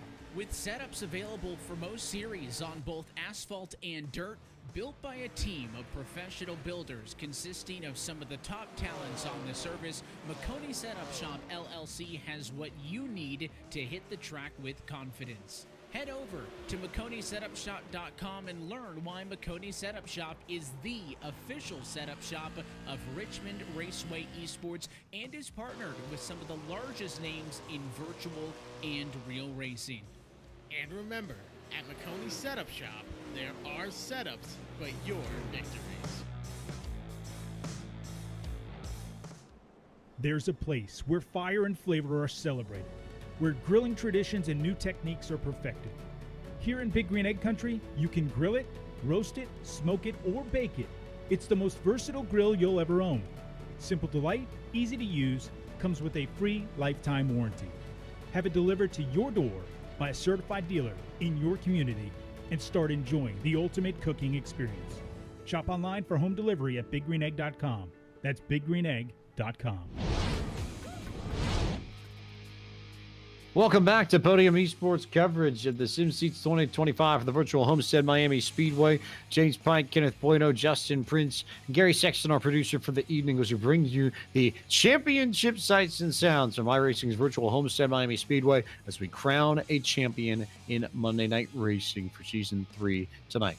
Coming back to the restart, which we will find on lap 40 of 125, Steve Affont decided to stay out under that yellow flag, so he is on old tires and fuel, working a 27-lap run. Everybody else in the field came in, including 3 of your championship 4, who will start in 2nd, 3rd, and 4th. Raja Caruth, Adam Cabot, Garrett Smithley, but Affont is your control car as Barney Aberstunkgrundle gets the flag out of his hands. We go back to green flag racing, and how soon will they clear Affont? That is the big question, Kenneth Bueno. And what line are they going to use? It seems as though Affont is going to swing up high and say, hey guys, you've got the fresh tire power. I'm going to let you guys go down low, take the preferred line, but it's going to stack up everybody. But as soon as it stacks everybody up, another caution ensues. Affont is not involved, but who is involved is the 10 of DJ Cummings. Saw the 01 machine. I believe that's Travis Brown. They got caught up into it. And again, another Crypto Autosport machine with damage, unfortunately, to start this one. Most importantly, though, Robbie Lyons was involved in this incident in 1 and 2. You watch the 19 machine there as one trunk gets sideways. DJ Cummings hits the fence, and Lyons just stuck on the outside on a restart in the back of the pack with traffic. He's got damage, and that almost certainly means he's going to use his fast repair right here. Trouble for the 19. That's the big story of this incident, which happens on lap 40 of 125. You'll see the truck right there get loose. We saw it a little bit earlier with Case Collenbach try to set the truck straight, but just overcorrects it a little bit too much and goes careening for the outside wall. And I think that was a concern if you were Robbie Lyons for most of this race. The fact that you were kind of in the midfield, there was probably a strategy to maybe save a little bit more than the rest of the championship 4. But if it happens right in front of you and you have no control over it, then you're just put in a very bad place at the wrong time. And unfortunately for Lyons, this may be the fast repair burned, which is the one given for every single driver. And I don't think Lyons would want to use it at this point of the race on lap 41. And unfortunately, that Kligerman Sport, a Chevrolet Silverado, may have to do so as he's going to limp down pit road. He will indeed limp down pit road. I don't think he has a choice if he wants any way to try and stay in the fight for the championship. He's got to come down pit road and get service. So Lyons now down for service. Also of note here, Raja Caruth was able to hang on and keep his lead over Adam Cabot as Affont got out of the way. And that's actually worked out really nicely for Steve Affont because he's going to have the opportunity to come down pit road with that track position and gain a little bit on everybody else. So Affont was scored 6th at the time of the yellow. If he chooses to, he can come down pit road now and stretch fuel, stretch tires a little bit longer than everybody else if he wants to. But he's going to stay out on the racetrack for now. So we'll see how long Steve Affont decides to come in. But I would have figured you would have seen him come down this time by, given that we're sitting on lap 42. We're right in your window to shave off a pit stop off this run. And you would think that at some point here, he would want to take advantage of the track position and get down in for tires and fuel and service. I think it's kind of a double-edged sword here, James, if you're Affont, because yes, you could get the track position out of all this, but you do have to probably risk a set of tires. Everybody else is fresher on sets than you are, and especially with Affont already burning off a set of the 4 extra given on pit road in tonight's race, you may not want to risk electing to use another set of tires in order to keep pace with the rest of the field. So I think that's exactly why he's kind of stayed out for the most part. Justin Prince, any updates from pit road at this time? Well, when it comes to some of the updates involving some of the drivers, the expectation for Affont was at the time of the caution flag, he thought he could be a bit further up with the strategy call, course shuffle to 6. But the main concern has come for the David Schildhaus camp. For those who may have not noticed, David Schildhaus immediately took the tow, but as a result of that, he had also had his check mark turned off for his fast repair, meaning he could not take it, and he is having to do a 35-minute damage repair in this race, meaning his season is essentially done. For David Schildhaus, unfortunate for someone that's been a contender throughout the campaign of the Ovals, James. So this is going to put Schildhaus in a very weird spot where he certainly is not going to finish well this evening, but if Robbie Lyons is still in the mix, he may be able to come back out on track and help him. But with the way those two were running right before this rash of yellows, I almost think that hurts Lyons as much as it does Shieldhouse, if not more so, because now if you're Lions, you're down to faster parent and you lost your running buddy who had been helping you gain some speed when you hadn't had a lot of it early on in this race. I think, James, it's just a poor set of circumstances. You wouldn't want this happening so close to each other, having this instance there with Shieldhouse that he's not going to be able to use that fast pair, and then you have Robbie Lyons who got caught up in that incident going in the middle of 1 and 2. To have it happen in such small intervals and such small margins, I think is a big blow to the Kligerman Sport guys, especially with the way that they were trying to run, with the way that they were trying to help each other. And I figure for them, it's going to be a hard dagger. They can still try to finish this race, but it most likely will be in separate ways. Get ready for the restart on lap 45 of 125. Beginning to click some of the laps off here. Intermittent with yellows. Also of note, track temps are beginning to come down. It's 68 degrees Fahrenheit air temp, 73 degrees Fahrenheit track temp, which is about 5 or 6 degrees colder than it was when we started this race. So you're already beginning to see it as the lights come on over the virtual Homestead Miami Speedway, and Raja Caruth leads us back to green flag racing in the SimSeats 125.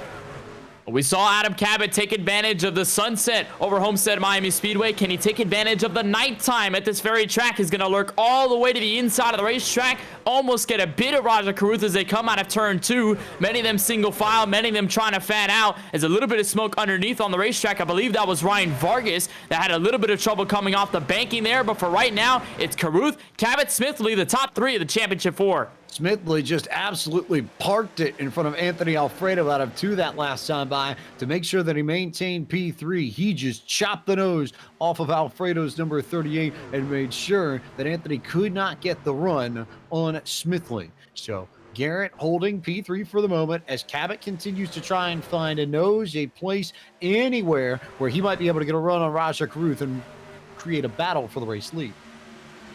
And we saw Cabot do this time and time over again. The thing is, they do not have Anthony Alfredo, a non-playoff driver, helping them in this case. They have a championship rival right behind them. So if Cabot wants to do anything, if he wants any sort of the draft on the racetrack to get around Caruth, Smithley is not going to give him the time of the day. Instead, he's probably going to go individualize, go for his own move on both of these guys, take 2 birds out with 1 stone, and be able to hold control of the championship battle. For now, I believe they're going to keep themselves single file. They're going to keep themselves tucked in, want to be a little more conservative on this run. They're not conservative though. Behind them, James, a bit of 3-wide action behind them as Ford Martin tries to look to the inside.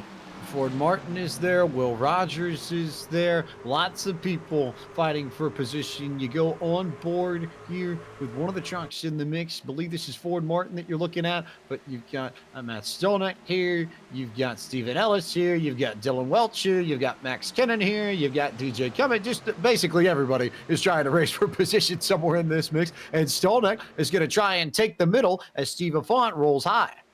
We saw the 13 get a little bit slow in the entrance of turn 3 and 4. Saw a couple of guys just take advantage of that, and I think that's what the 41 is trying to do. Ford Martin, the teammate, almost about flushing the middle. There goes the 65 of Rogers. We'll most likely see Bickford and the others take control as well. A bunch of guys getting loose off of turn 4, especially with the track conditions that we're seeing right now as Stolnick is clear of the rest of this group. And I think, James, this is not a playoff fight, but this is a points fight. This is our drivers trying to get as much momentum to end this season as possible. We've got season 4 coming within the next couple of months. So if you're able to get a good run out of Homestead, you can have that feel-good feeling going into Daytona with the Xfinity cars. And I think a lot of these drivers are willing to do anything and everything to go for as much momentum as they can.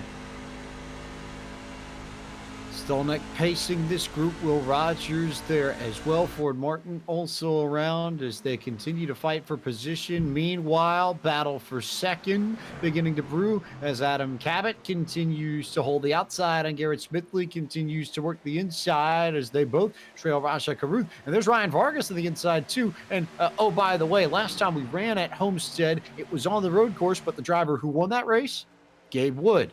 In that KSD TCPA, that blue and white Ford F-150, guess who's up in the top 5 now? The man out of Valdosta, Georgia.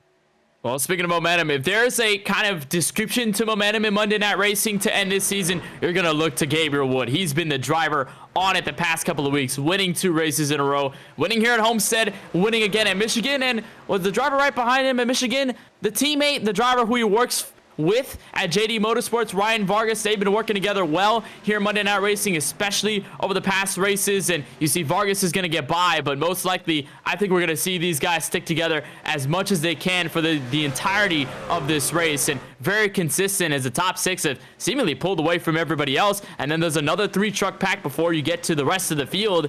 Interesting development as lap 52, especially this early in the run. And that in part, I think, comes from Steve Afflant, who had been running up there and still has yet to come down pit road. He's working his 40th lap on this set of tires, so he may be in relatively shortly. But you're right. It's the same sort of setup as we had when we had our longer green flag run that got cut off about lap 25 or so, where the top 6 drivers are in their own little bubble. And then you got TJ Majors, Josh Slate, and Travis Brown, Moothead, with a good run here. He's in the 9th spot. Haven't talked much about him tonight, but he's there at the back of that trio for 7th, 8th, and 9th. And then the big pack starts once you get to Will Rogers and company.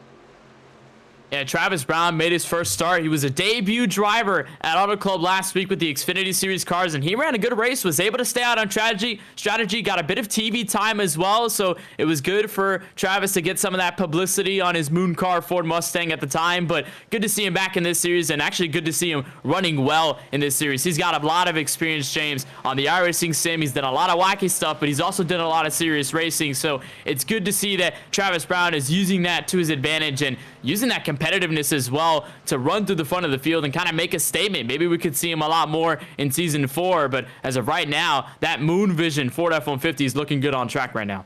I think people know Travis for the silliness and the zaniness of the broadcast that you see with Moon Vision, and rightfully so. They're even, I'll say, some of the most hilarious broadcasts you're going to see in the world of iRacing. But I think people also sleep on his ability to actually race in the sim. Let's not forget, he made the Podium 500 back in February, and out of the 359 drivers that started that weekend with the shot, he was one of 43 running on Sunday, which is not anything to sneeze at. So don't short sell Travis Brown's ability to race any stock car or truck. In this case, he's got more ability than I think people give him credit for, and we'll see what kind of ability he can show as this race progresses. But for now, it's still Raja Caruth pacing this field ahead of Championship 4 contenders Adam Cabot and Garrett Smithley. Robbie Lyons running in 21st with a clean truck, but he is down at fast repair and has been down on pace compared to the other 3 for the majority of this night. So this looks as if, at least as it stands, it's shaping up to be a 3-truck battle between Caruth, Cabot, and Smithley for the title.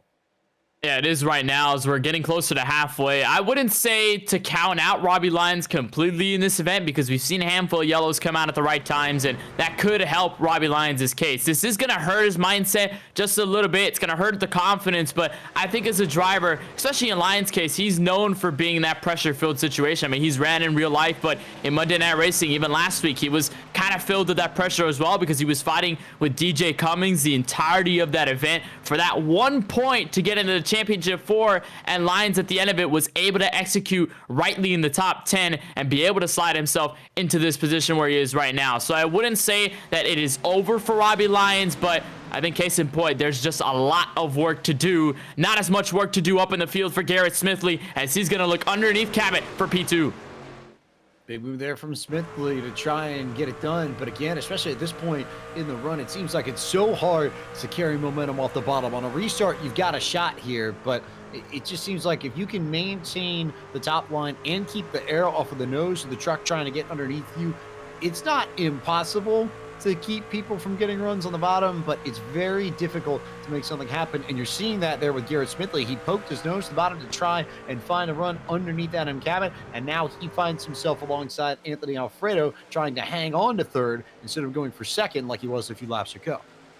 It's going to be the battle for third. I kind of like to think of it as shoveling snow. You're kind of looking at a road. You see the snow on it. You try to shovel the snow on the inside. All of a sudden, the snow is going to get pushed up. It's going to get pushed up. It's going to get pushed up. And with the grip, it's kind of like that same scenario. You see it all the way on the bottom when we start, when you have fresh tires. But as soon as it starts to wear, you're going to want to slip up the racetrack. You're going to want to be in the middle. Then you're going to want to be up top. You're going to want to be almost next to the wall, and then you're going to be right on top of the wall for the most part. That's kind of what we're seeing so far out of many of the drivers looking for the lanes. You saw that out of the 17, tried a kind of unorthodox approach, take the high line in 1 and 2, take the low line in 3 and 4 to gain some of that momentum. So as the night progresses and even as the night continues to cool down, we're going to see drivers go up the racetrack and be able to find as much grip as possible and, of course, look for the run down the hill.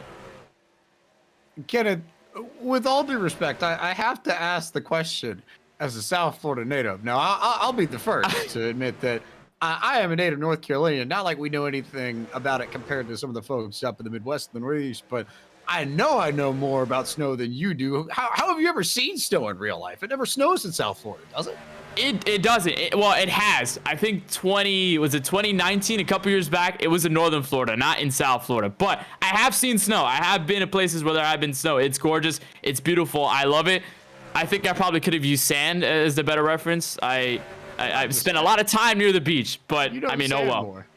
You do say I trust your knowledge of sand much more than I do your knowledge of snow. So that makes a little bit more sense to me. When you frame it that way, I can roll with it, or maybe slide with it, or drop down in the hourglass with it, or something. I'll stop before everybody gets in my case in chat and just tells me to shut up anyway, which they probably are already going to. So we'll worry about sand and snow later. What we are going to pay attention to is the fact that Adam Cabot, I think, has learned from the school of Garrett Smithley and decided that instead of just trailing Raja Caruth on the bottom, he's going to go all the way to the top, so he can go all the way to the bottom and slide back up on the top side in front of Raja Caruth. If he can make it up there, he's going to try and get up and plant it, stop it right in front of Caruth Space Station's gaming machine, but they are just about dead. Even at the line, it was Cabot by 3/1,000ths of a second as they make contact with one another, and there goes Adam Cabot in the fence from second place as Caruth will maintain his spot up front. Anthony Alfredo to second, and Garrett Smithley now underneath Cabot for third. But what does the damage do to Cabot's machine? It may do some aerodynamic damage. These trucks do not have that much power. Take another look at it. And again, I think Cabot was just trying to go for that little bit of a line, that seam, that little line right there, just underneath the outside wall. But Caruth was just trying to fend him off and almost about to send him up there. Cabot slams the outside wall. He's going to lose track position. You can see right there, Gabe Wood going to go to his inside. And as for right now, it doesn't seem to be too extensive for the driver of the 17. I think he got away almost dangerously, but for that point, that could have been very risky between the top two championship drivers.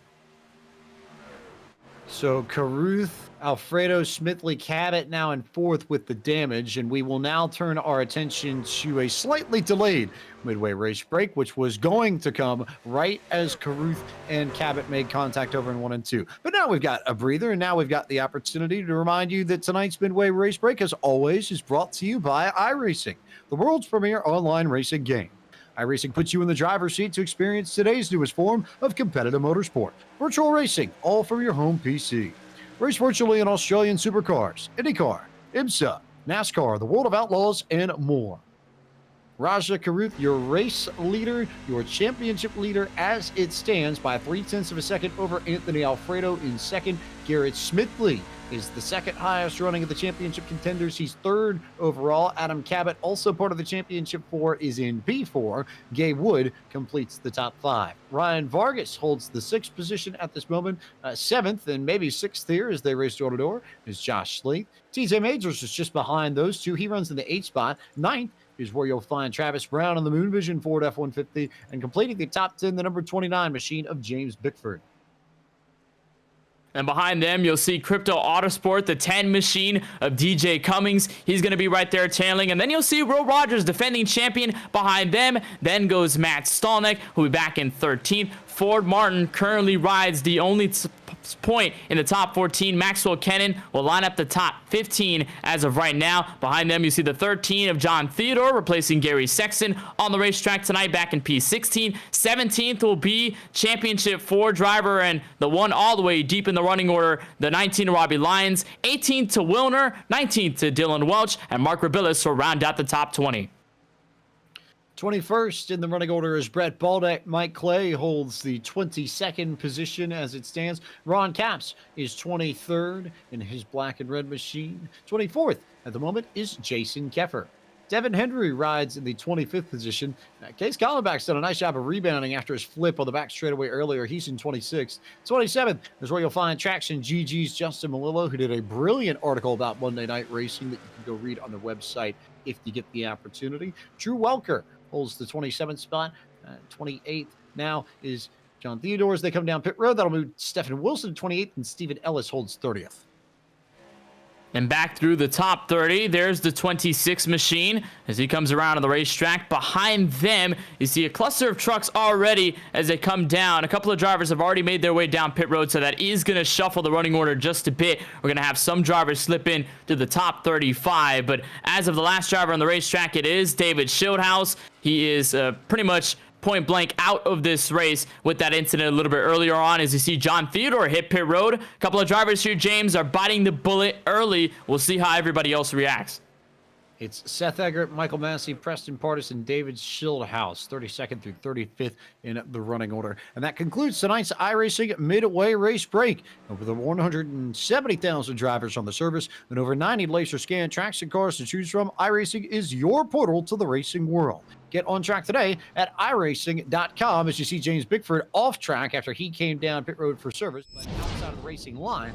So no yellow flag for the number 29 machine. But Justin Prince, what news do you have from pit road as drivers begin to make green flag pit stops?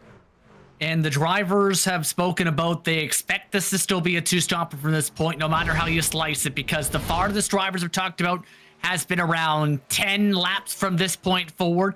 In our words, this could become a very tight fuel mileage race as a result of all this for much of the field. But it's now been the discussion from some of these teams. How do they slice it down? For some of these drivers, such as Ryan Vargas, they have been reporting very big tightness amongst their cars. You have to wonder how tight Cabot's machine might be after that contact with the wall. I imagine he will likely use his fast repair when he decides to come down. Also of note that your leaders are working the 35th lap of this green flag run. So if you're keeping score at home and trying to guess what lap they're going to come down for service, 35 is the low number. See whether or not they go high or they go low or maybe hit the over-under perfectly.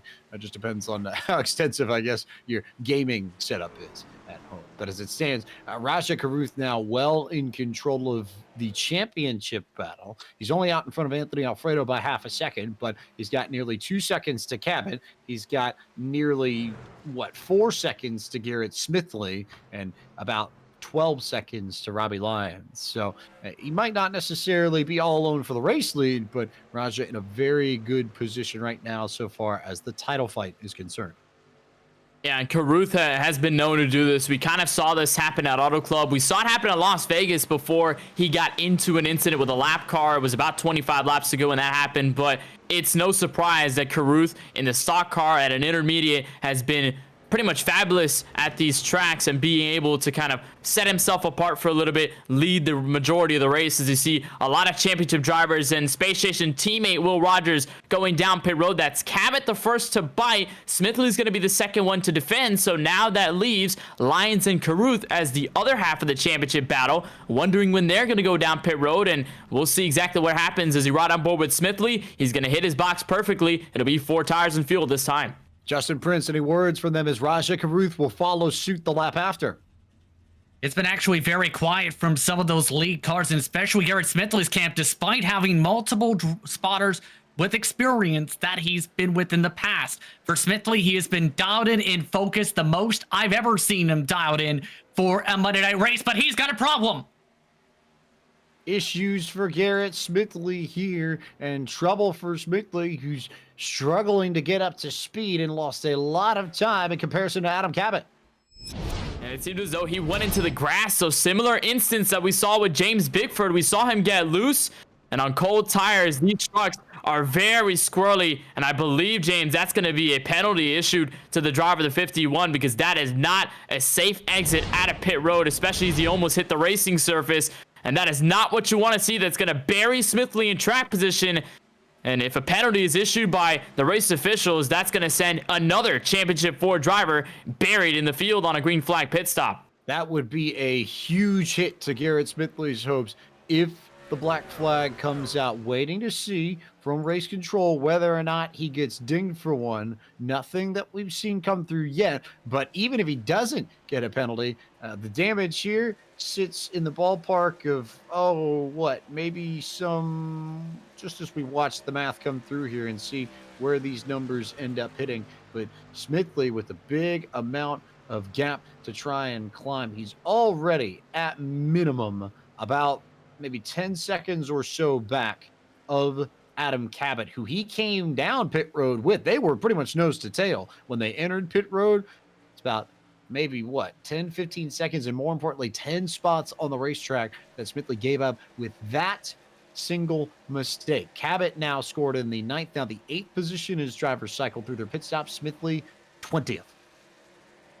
That's going to hurt a lot for the driver, the 51. And I think if there's any place to make a mistake, this is probably the worst time to do it, because if you're kind of in the midfield, you're in a long run, if you make a mistake, there could be some cushion to fall back on. But if you're in the case of Smithley, who's just trying to manage that pit stop, a small mistake like that can easily set you back 1 lap down, 2 laps down if it's at its worst, or like you said, there are a bunch of positions at best. So that is going to hurt Smithley, but that is going to help Robbie Lyons, because right now he's staying out on the racetrack. You see him lining up the top 3 with Keffer in 3rd and Maxwell Kennan in 1st. So right now, Robbie Lyons is kind of in prime position to hold on to this, as he's going to take the lead. Kennan's going to hit pit road.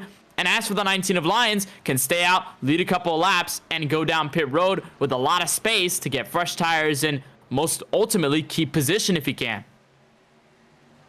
Waiting for the last handful of drivers to come down pit road in this SimSeats 125 as Raja Karuth is in now. Also of note here, and Justin Prince, I'll come to you because I want to see if you've got a little bit more information on this. Came in maybe about 4 laps ago, but I take that back. We're gonna get a yellow flag, I think, because Ron Capps is all over the place on the back straightaway, and somehow, some way, I think everybody just avoided him, but Capps in the 28 machine was sideways and in the middle of the racetrack, and they somehow managed to get around him. This was bad from the 28 machine, and somehow, some way, we avoided a yellow.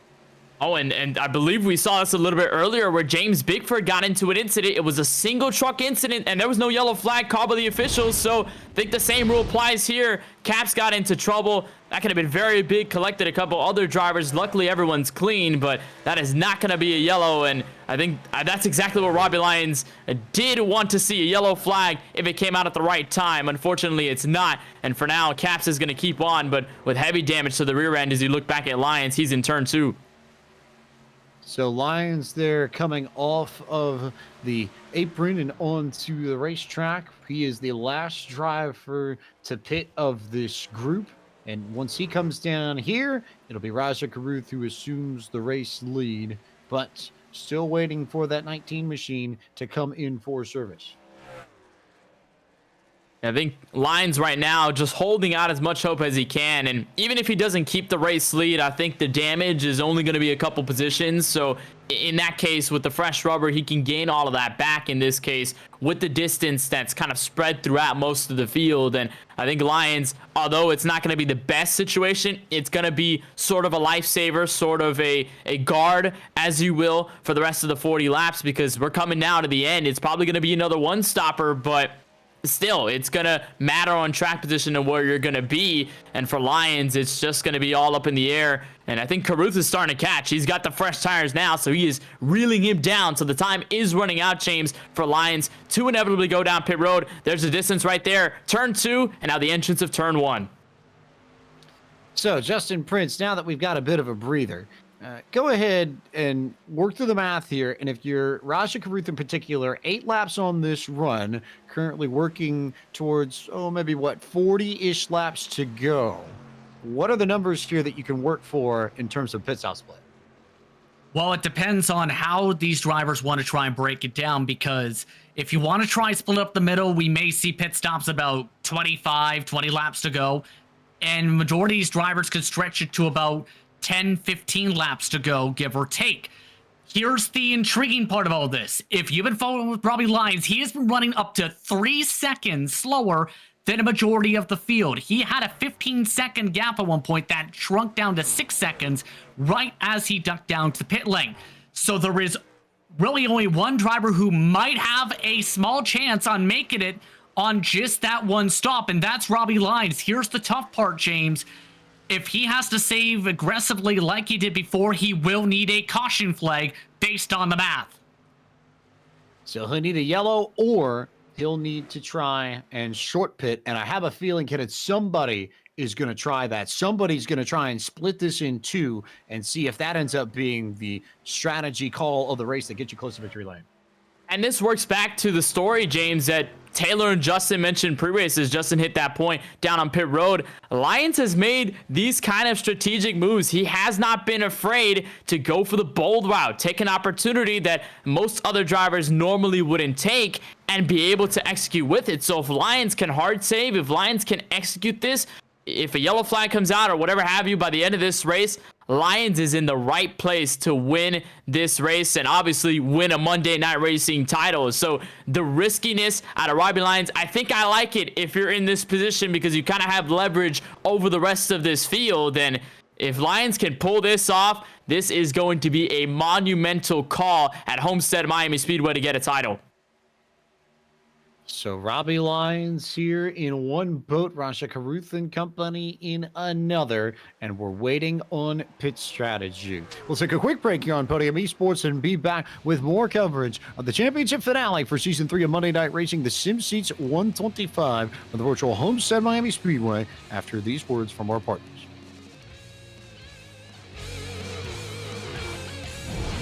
We are an industrial flooring company specializing in custom floors and drains. We don't believe in the one-size-fits-all approach to flooring, and neither should you. When you choose Tufco, we consult with you about your needs, industry requirements, and factor in numerous variables. After assessing your facility, we engineer your floor and drains, then install everything ourselves. That's the Tufco way. Visit our website at tufcoflooring.com. When you want to be the best, you can't settle for the rest. There's a reason that Maconi Setup Shop is trusted by more virtual and real-world tracks and companies than any other setup shop in iRacing. With partners such as Stafford Motor Speedway, the Nashville Fairgrounds Speedway, Five Flag Speedway, Speed 51, and more. When you want something done right, you go to the experts at Maconi Setup Shop. With setups available for most series on both asphalt and dirt, built by a team of professional builders consisting of some of the top talents on the service, Maconi Setup Shop LLC has what you need to hit the track with confidence. Head over to MaconiSetupShop.com and learn why Maconi Setup Shop is the official setup shop of Richmond Raceway Esports and is partnered with some of the largest names in virtual and real racing. And remember, at Maconi Setup Shop, there are setups, but your victories. There's a place where fire and flavor are celebrated, where grilling traditions and new techniques are perfected. Here in Big Green Egg Country, you can grill it, roast it, smoke it, or bake it. It's the most versatile grill you'll ever own. Simple to light, easy to use, comes with a free lifetime warranty. Have it delivered to your door by a certified dealer in your community and start enjoying the ultimate cooking experience. Shop online for home delivery at biggreenegg.com. That's biggreenegg.com.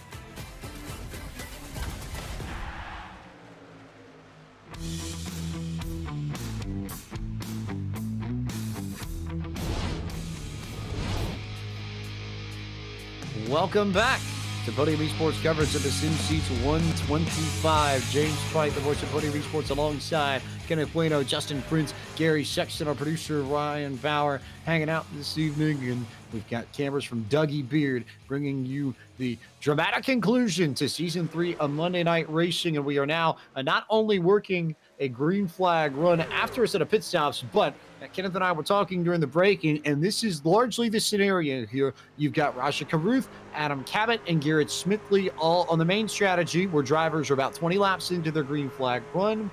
And then Robbie Lyons, who just came down 8 laps ago. Lyons is right on the edge of the fuel window. We believe if he saves a little bit, he can make it without having to stop again. Everybody else in this field that's in contention is going to have to make one more pit stop. So, Kenneth, the question becomes, can Robbie Lyons make enough ground and or stay in close enough touching distance to the leaders to where the lack of an extra pit stop ends up playing into his hands? I think in that little bit of an answer, you can kind of see a little bit of it right there as they go to 1 and 2, because we were talking about it, how much you would have to save to make it. And theoretically, he can save enough to the end of this race. So it's not a question of whether he's going to be able to get to the checkered flag on fuel. He is. And right now he's employing the strategy of saving, but you can see it right there. Instead of going by the leaders, where right now he would unlap himself theoretically in this field, he's kind of staying behind these guys. He's using the draft to get a little bit of speed. You see right there, clutching 1 and 2, holding on to it, get a bit of momentum, then reel it back up, spool the RPMs back, and keep himself in the draft. If he can save enough, I think first that's going to be the biggest here for the 19, and then it's going to be getting this lap back. He does have some fresh tires on the rest of these guys, so at the same time, if he can save while saving at the same time, save both the tires and fuel, then he can push that launch button and go for it. It's just about whether the time is going to permit it, because we're coming, James, to 30 laps to go. So Lyons does have to kind of put this on a timestamp. There is a deadline to this, so Lyons does have to implement this the right way, but it's just going to be about what circumstances fall on his lap.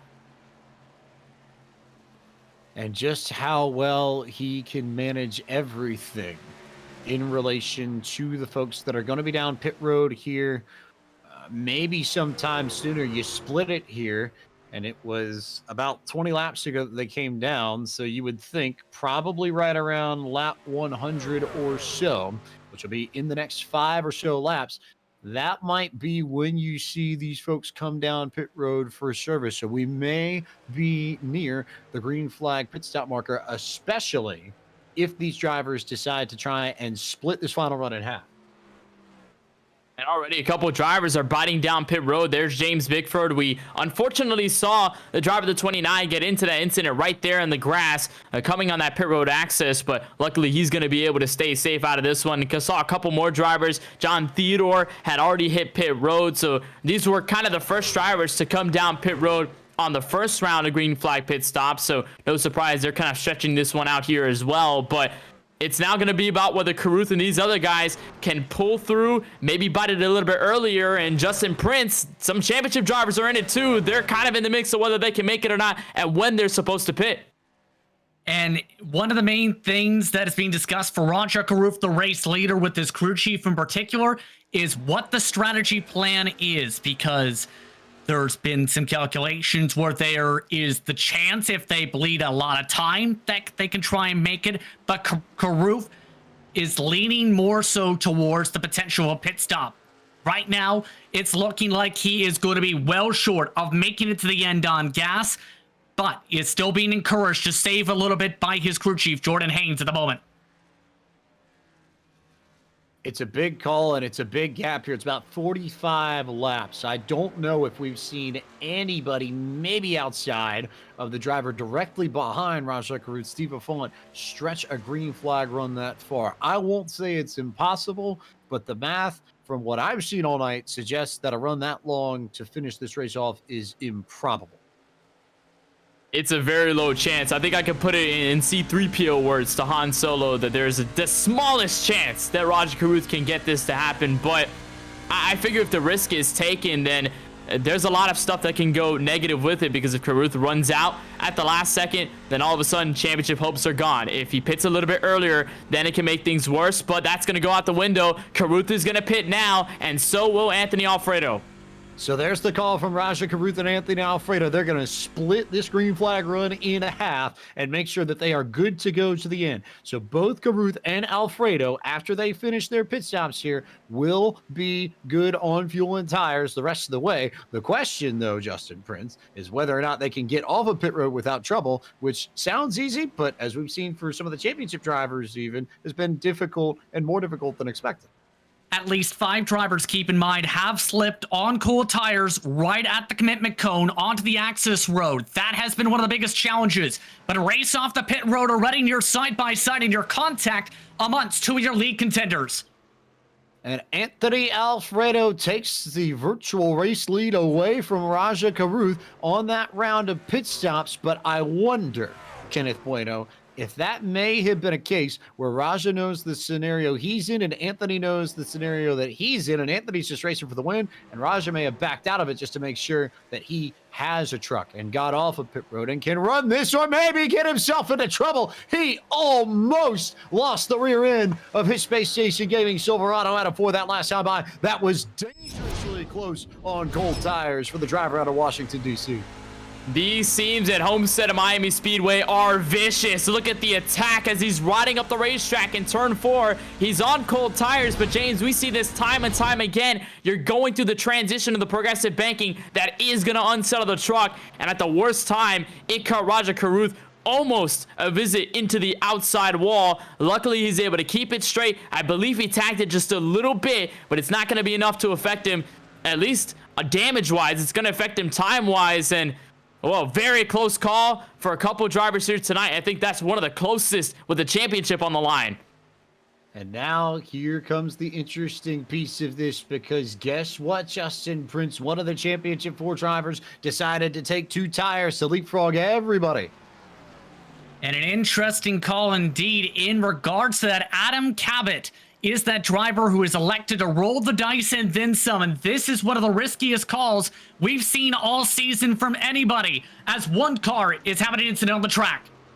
Yellow flag out on the racetrack. Yellow flag out on the racetrack to completely shuffle this around with 20 laps to go. Not totally certain who it was immediately, but looks like it might have been Ron Capps in trouble, and he goes around in the corner, and trouble for the number 28 machine. Ron Capps spins. This race gets completely turned on its head.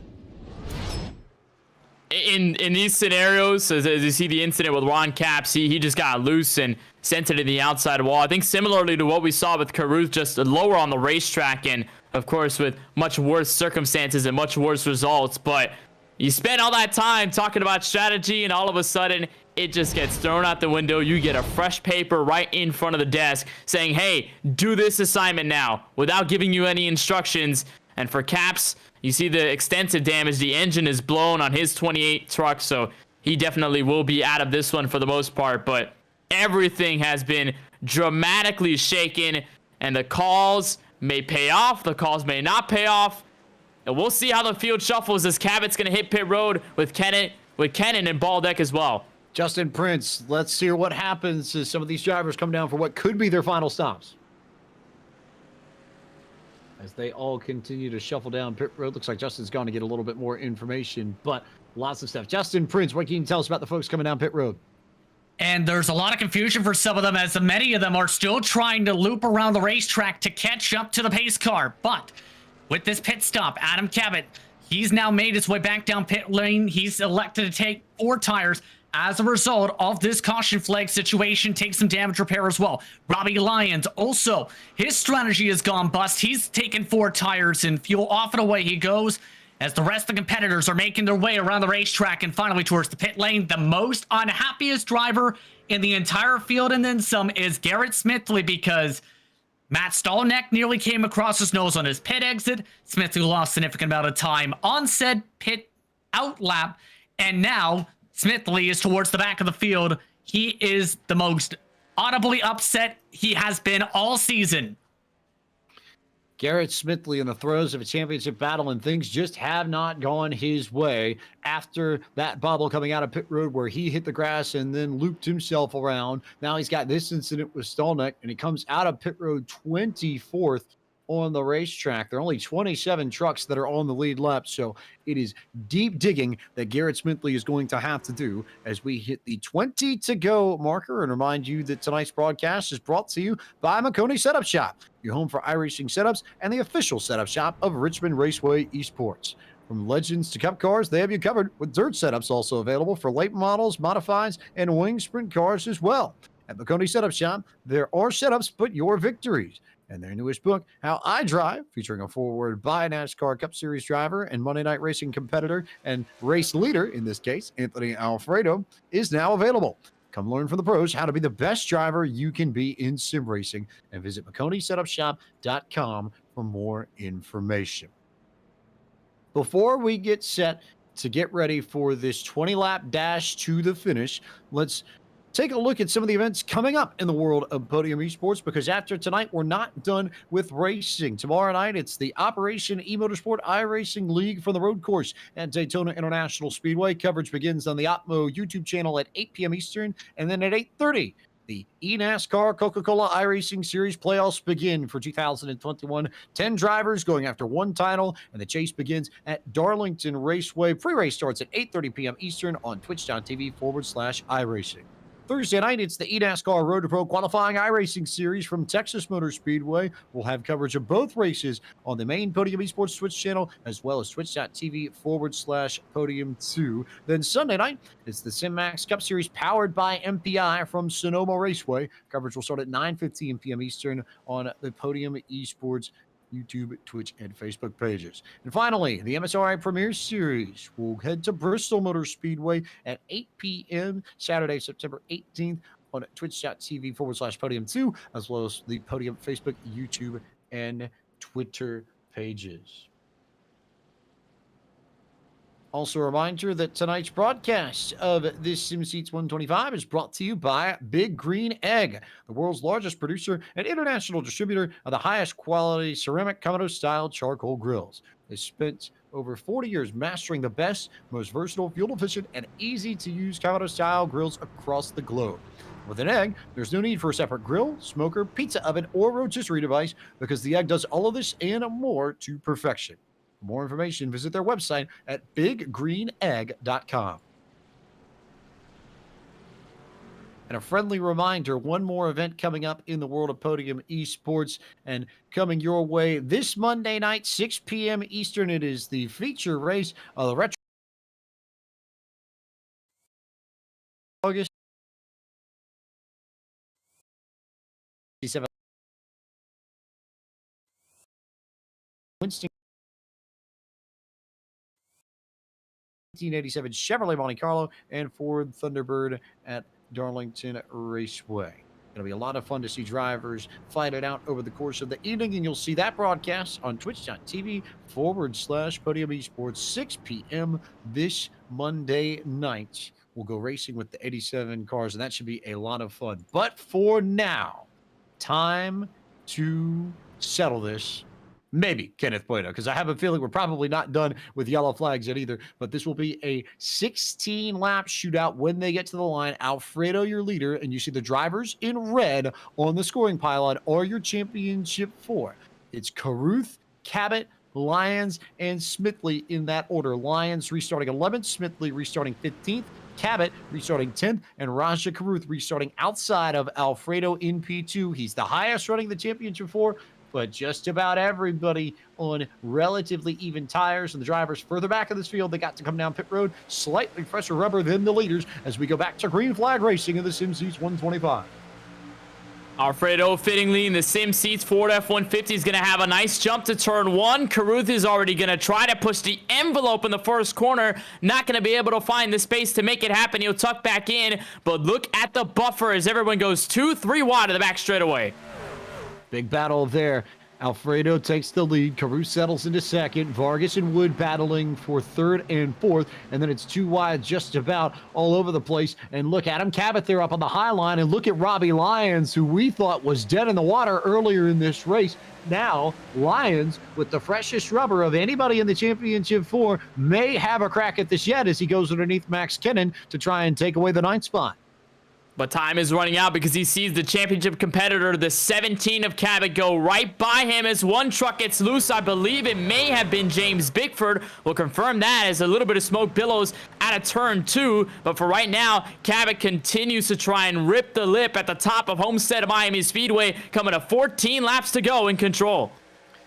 Everybody all over the place. Big moves just behind the race leaders as Raja Caruth tries to run this down. Look at that, 3 wide there, just a little bit further back. Will Rogers, Ryan Vargas, Gabe Wood just ahead of them. There's DJ Cummings to the inside, and the number 1 machine of Josh Slate also fighting for position.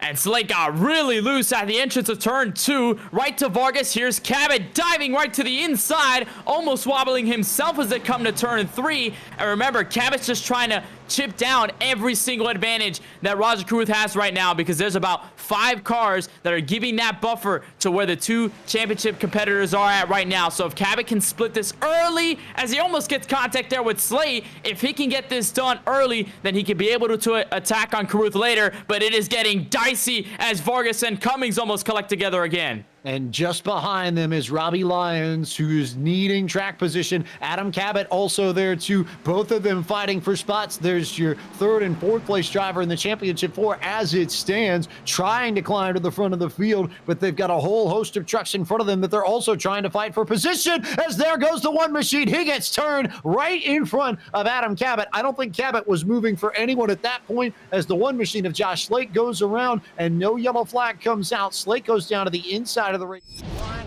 So Cabot just was not moving at this point, and as close as we are to the end of the race, and with as much as he's got on the line, can you blame him, Kenneth Bueno? He's going for it all, and he's not willing to live for anybody that's not in the championship hunt. And you see right there, gets in his Slate, turns him around, and he spun under the apron. So that's why you're seeing the field continuing to stay green. The only problem is there may be some damage on Cabot's front nose that could affect him just a little bit, as now he's lagging behind Smithley and Lyons now for the top 10. So it could get worse for Cabot. We'll just have to see as we come to 10 laps to go. Alfredo still in control of this. Lyons now up to the 6th position. He's got 5 lap fresher tires than Raja Caruth, and you're seeing that come to the fore as Cabot continues to run back there with some of the damage, but Lyons is the one to watch at this point. He's underneath DJ Cummings, trying to take 5th spot away just at the top of your screen. And you said it there, the fresh tires working in favor of the Kligerman Sports Chevrolet Silverado. We saw him buried in the outside wall early in this race when he got caught up in an incident, but the yellow flag comes out with 10 laps to go, and it will put the field back together. The entire buffer that Raja Caruth had is now slimmed back to 0. We'll see exactly what happened as a result of the yellow. But James, you said it earlier before we went green, this is probably not the last time we're going to see a yellow flag come out, and indeed it plays to your words. I think we may have 2 incidents that we're playing with here. I've heard that Michael Massey and Case Callenbach got together. I also saw just a little bit further down the track and Drew Welker get into it, and indeed those incidents happened almost simultaneously. I think the yellow was for Callenbach and Massey coming together, but you also had Martin and Welker coming together right as the yellow came out in turn 1. But the main incident here you'll see on your screens, Massey and Callenbach coming together, trying to find some space. There's Devin Henry to the outside. Massey was trying to give him room and did not realize that Callenbach was right there underneath him. So they make contact, they get into each other, and they end up in trouble. Yeah, tough break for those guys, trying to get as much as they can. You see Massey with the extensive engine damage. His car is completely smoking as he's going to try and limp it back down to pit road. But speaking of pit road, a lot of stuff happening, lots of drivers coming in, James, and Lyons is going to stay out. Lyons stays out. Justin Prince, what's the word from everyone else? And one of the main discussion points during that pace lap was, do we have enough tire sets? And that's been some of the major discussion points now for some of the drivers. Garrett Smithley, and does not have tire sets. A lot of the other drivers taking their tire sets right now to try and get towards the end. The question is for some of them is how much fuel is put in. Caruth right now putting a decent chunk of fuel into his tank. He takes the left side tires for his service. Off and away, the first one off is Adam Cabot, who has done 2 tires at least once this race. He pulls off and leads the race off pit road. What's more, after having another short service. This just got wild, to say the least, because you are going to see a barn burner of a finish coming up here, especially because Cabot buried in 15th. Raja Caruth sitting in the 19th position, but it's significantly fresher rubber than ever. All get make sure time. It's gonna of maybe just that for up season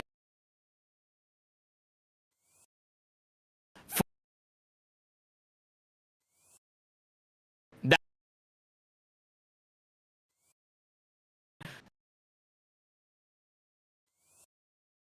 two biggest you've got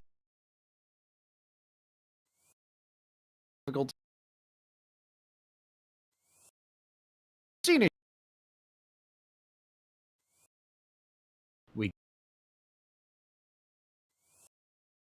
pace against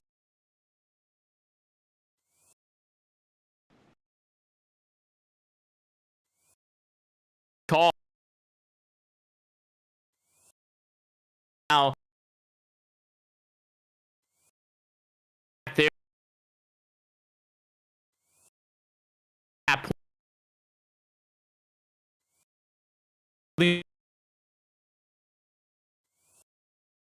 back so now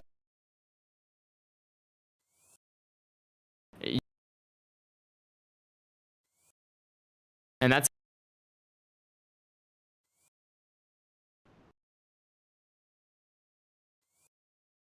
pace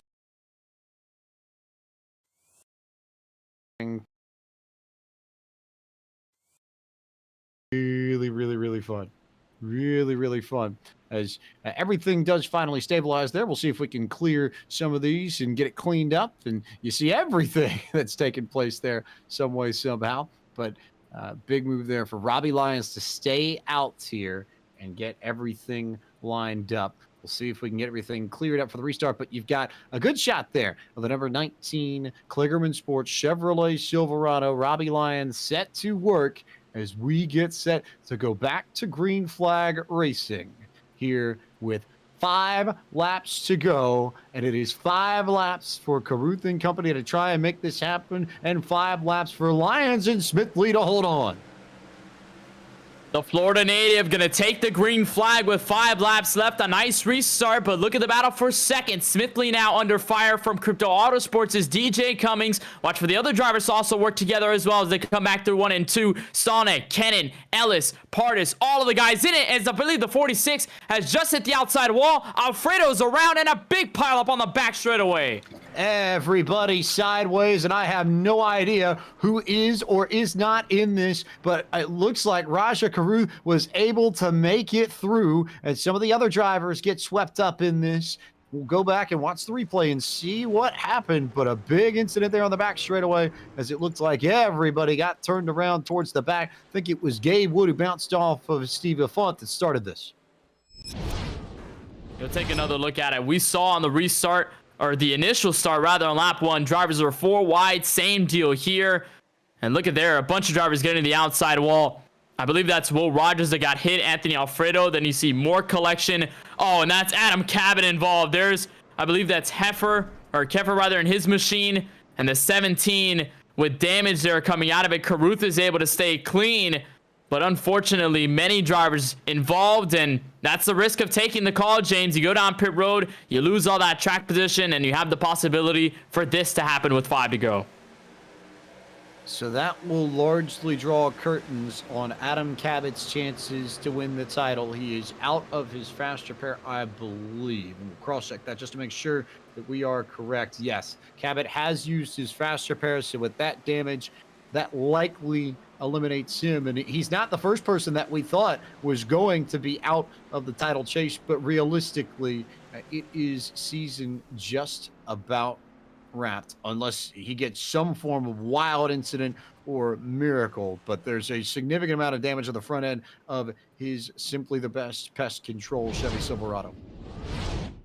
Big hit for Cabot, and we wondered a little bit earlier whether the hit to Slate on the front straightaway was going to affect him that badly, and obviously this one takes the cake as the worst to hit Cabot here. And I think in this case, you're coming to the final laps, and we're most likely, James, going to hit green-white checkered territory. So now it's about Cabot, I think, and Caruth just going to stay out here. I don't think there's a worth in Cabot going down pit road unless he's just that knowledgeable that maybe he's perceived that his season is completely over. Nothing's going to change that. But as a last-ditch hope effort, it's going to be to stay out here. They've got a lot of trucks in the vicinity in front of them to catch up to the top two. So ultimately, the uphill climb has just gotten steeper in this case for both Cabot and Caruth. Steeper in a sense, but Caruth was also able to pick up a few spots. He was back at about 20th and shaved off about 8 or 9 of those positions. So that's the good news.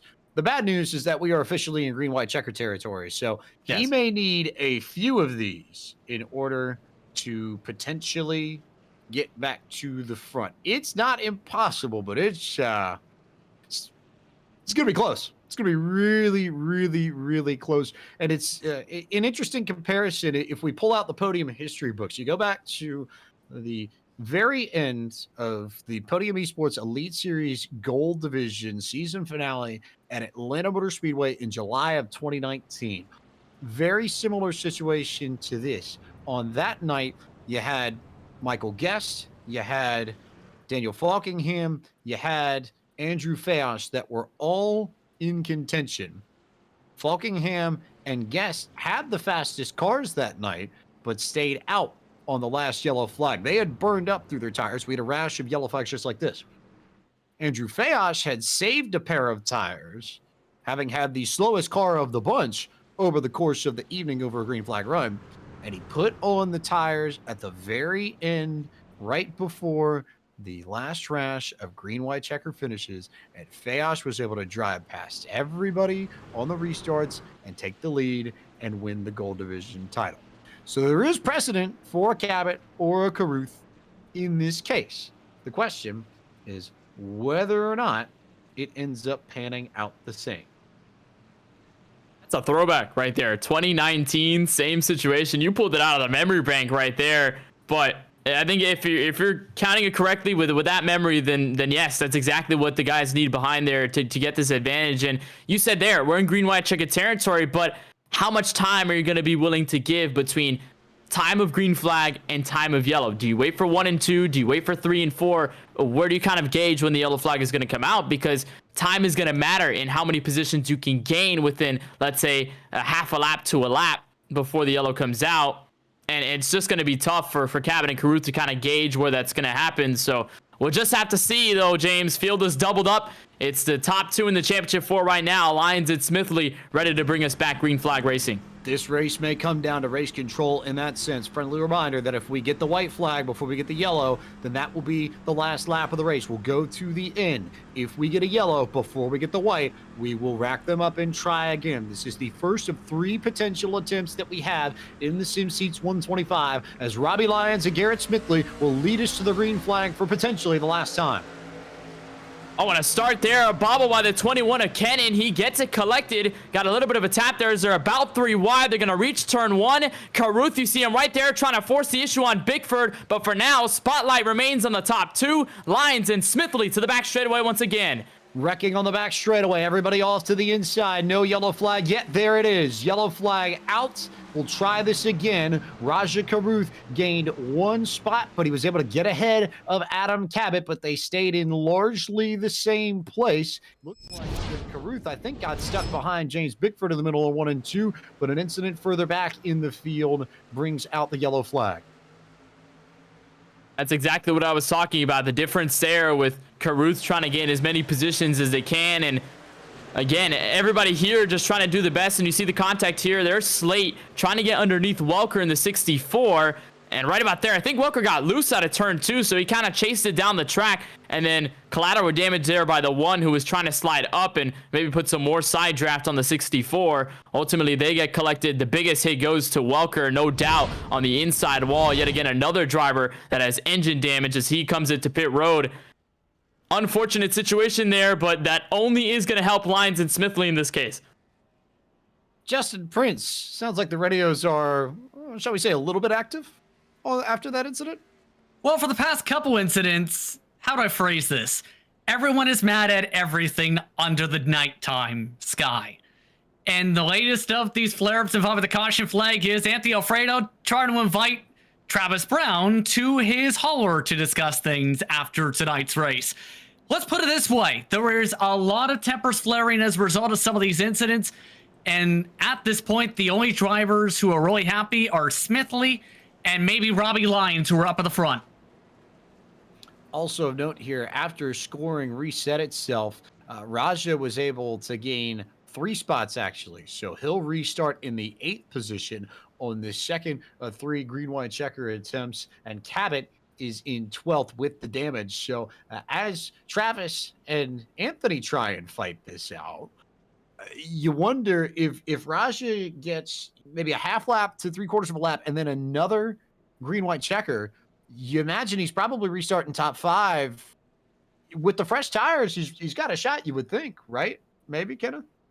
He does. I think in this case, the only problem is that the tires are going to start to level out. If you're going to continue to restart like this, stop and go, stop and go, stop and go, tires are going to continue to wear. So that advantage is going to wipe down nonetheless. But I think you make a good point. If he can continue to chip it down, chip it down, chip it down, the tree is inevitably going to fall over if you get to it in enough time. So he's got a couple of trucks. He's been forcing it on the inside because he knows he has the fresh tire power. So it's no doubt that Caruth is going to do all he can to get up there, but it's just a highly risky situation in this point, and you need a lot of green-white checkered attempts, and we'll only go to a certain limit before it's all done. We have 3, so that's what Caruth has to deal with. He's dealt the 3 green-white checkers here. He just has to hope that, number 1, it happens, but number 2, he's able to execute this correctly. Justin Prince, what's the Caruth camp saying in all this? The Caruth camp has the simple mindset. They are going no lift and are trying to negotiate, in particular with James Bickford and his crew chief and Reed Wilson, along with Matthew Scott, to try and clear the top. So keep an eye on the top line for the restart. Raja will already be there when they go back to green flag racing. Lights are on the pace car, and he will be up top, so he may rip the fence in the most literal of senses to try and get to the front, and also made the point, no lifting. That, I think, could also make things very entertaining. Friendly reminder, coming your way on Monday night, it's the Podium Esports Retro 500, 6 p.m. Eastern. We're going to have a lot of fun on Labor Day with the 1987 Ford Mustang, or rather Ford Thunderbird, and Chevrolet Monte Carlo, as my brain decides to flip back to 2021. But we're taking the old stock cars for 367 laps, 500 miles, in a true test of driving ability and skill. It's our homage to the Winston Cup era of racing Podium Esports, and you will see the broadcast live in its entirety on the Podium Esports Twitch channel at 6 p.m. Monday, September 6th. Coming up on Labor Day, you will not want to miss a very special broadcast. So if you're going through the thought of Monday Night Racing withdrawal for a little bit, don't worry, because we still have racing on Mondays, at least for one more week. So you can stave it off just a little bit. And for more information about that race, you can visit podiumesports.com/retro500. Robbie Lyons, Garrett Smithley up front on old tires. Raja Caruth in 8th on new tires to the tune of about 12 laps compared to the race leaders. Adam Cabot with damage in 12th, but with the fresher tires as well. That's the setup for the second of 3 green-white checker attempts. One more green-white checker available to us if we get another yellow flag before we get the white. We'll just have to see how this pans out as Robbie Lyons will lead us back to green, and we are underway once again for the second green-white checker in the Sim Seats 125. Another solid start right there for Lyons. You see there, Smithley's going to take advantage and block Cummings. Not going to let him go to the inside this time at 1 and 2 so he can focus correctly on the 19 of Robbie Lyons. They're 3 wide. You see Caruth trying to split the middle. He's trying to get as much as he can, but as they go to the back straight away, it's still Lyons in control. Caruth not able to clear just yet. No incidents yet. No yellow flags yet. This could be it. If they come back to the line, we will be good to go. Trouble out of turn 4. Yellow flag out before they hit the stripe. We're going for our third and final green-white checker. It's what Roger Caruth needed. Try to get around Bickford, but it's Caruth's teammate, Will Rogers, the defending champion, going into tonight's race has a blown motor and a heavily damaged Ford F-150. We saw him damaged a little bit earlier from an incident in this race, but this is the ultimate dagger to finish it off, and it started with championship driver Adam Cabot. Snuck into the outside wall, went down the track while Rogers was there, then colluding Rogers. I believe that's the 11 of Alfont, the 4 of Brett Baldeck. They also get collected in this as well, and a big mess off turn 4 to the back straightaway, as I think Cabot just struggling with this truck after the damage he accrued in one of the last incidents. And again, we're going to be delayed another handful of laps. So Cabot will bring it down pit road. That definitely ends his hunt for title. Meanwhile, tempers between Caruth and James Bickford, Justin Prince. And the tempers continuing after that situation, because that was not the original game plan. We've seen down through 1-2 down the back straight with Caruth, and Bickford very upset, in fact, towards Bickford's direction, because apparently against what was advised from the spotter side of things, Bickford had told Caruth go down the middle line in that regard. He was not happy at the timing of that caution flag in that regard. But it's still going to be intriguing, because this helps Caruth with one last shot to move on and be able to try and make a move on Bickford after being held up the last time. Raja will restart 6th on this final go. 6th is where he sits. He is the one driver now, with Cabot falling out of this, that has a shot at Robbie Lyons or Garrett Smithley. And let's not forget that Garrett Smithley will start to Lyons outside. If he times this restart correctly, then Garrett Smithley might be able to hang alongside Robbie Lyons and maybe, just maybe, do something to the 19 to make this a little bit more interesting. He could. In fact, though, Smithley has that opportunity to keep it even with Lyons. The only problem has been what you've seen out of the trend, the restarts. The 19 of Lyons is able to shoot out of the gate very early at the start-finish line and clear himself well by a couple car lengths when they go to 1 and 2. Smithley, on the other hand, you saw him battling DJ Cummings on the inside. Then he cleared him that last restart, and he was trying to focus on Lyons, but obviously they didn't get to the white flag in time, and that was the opportunity for Smithley to hit full send and go for the championship. So we're just going to have to see how Smithley plans this. He has to time the 19's move in the right way, or else he's going to be again on the backside of this battle. And then if you add Caruth into the equation, if he's able to clear both Bickford, Cummings, and Pardis on the way there, then that makes things worse for Smithley. He's going to have a lot more pressure, and it's ultimately, again, green-white checkered. It's just a high-pressure situation all around. One more reminder that tonight's broadcast of the SimSeats 125 is brought to you by SimSeats. Since 2009, SimSeats has been designing and fabricating high-quality driving simulators, including motion systems, custom fabricated parts, and complete turnkey iRacing packages, all made in the United States of America.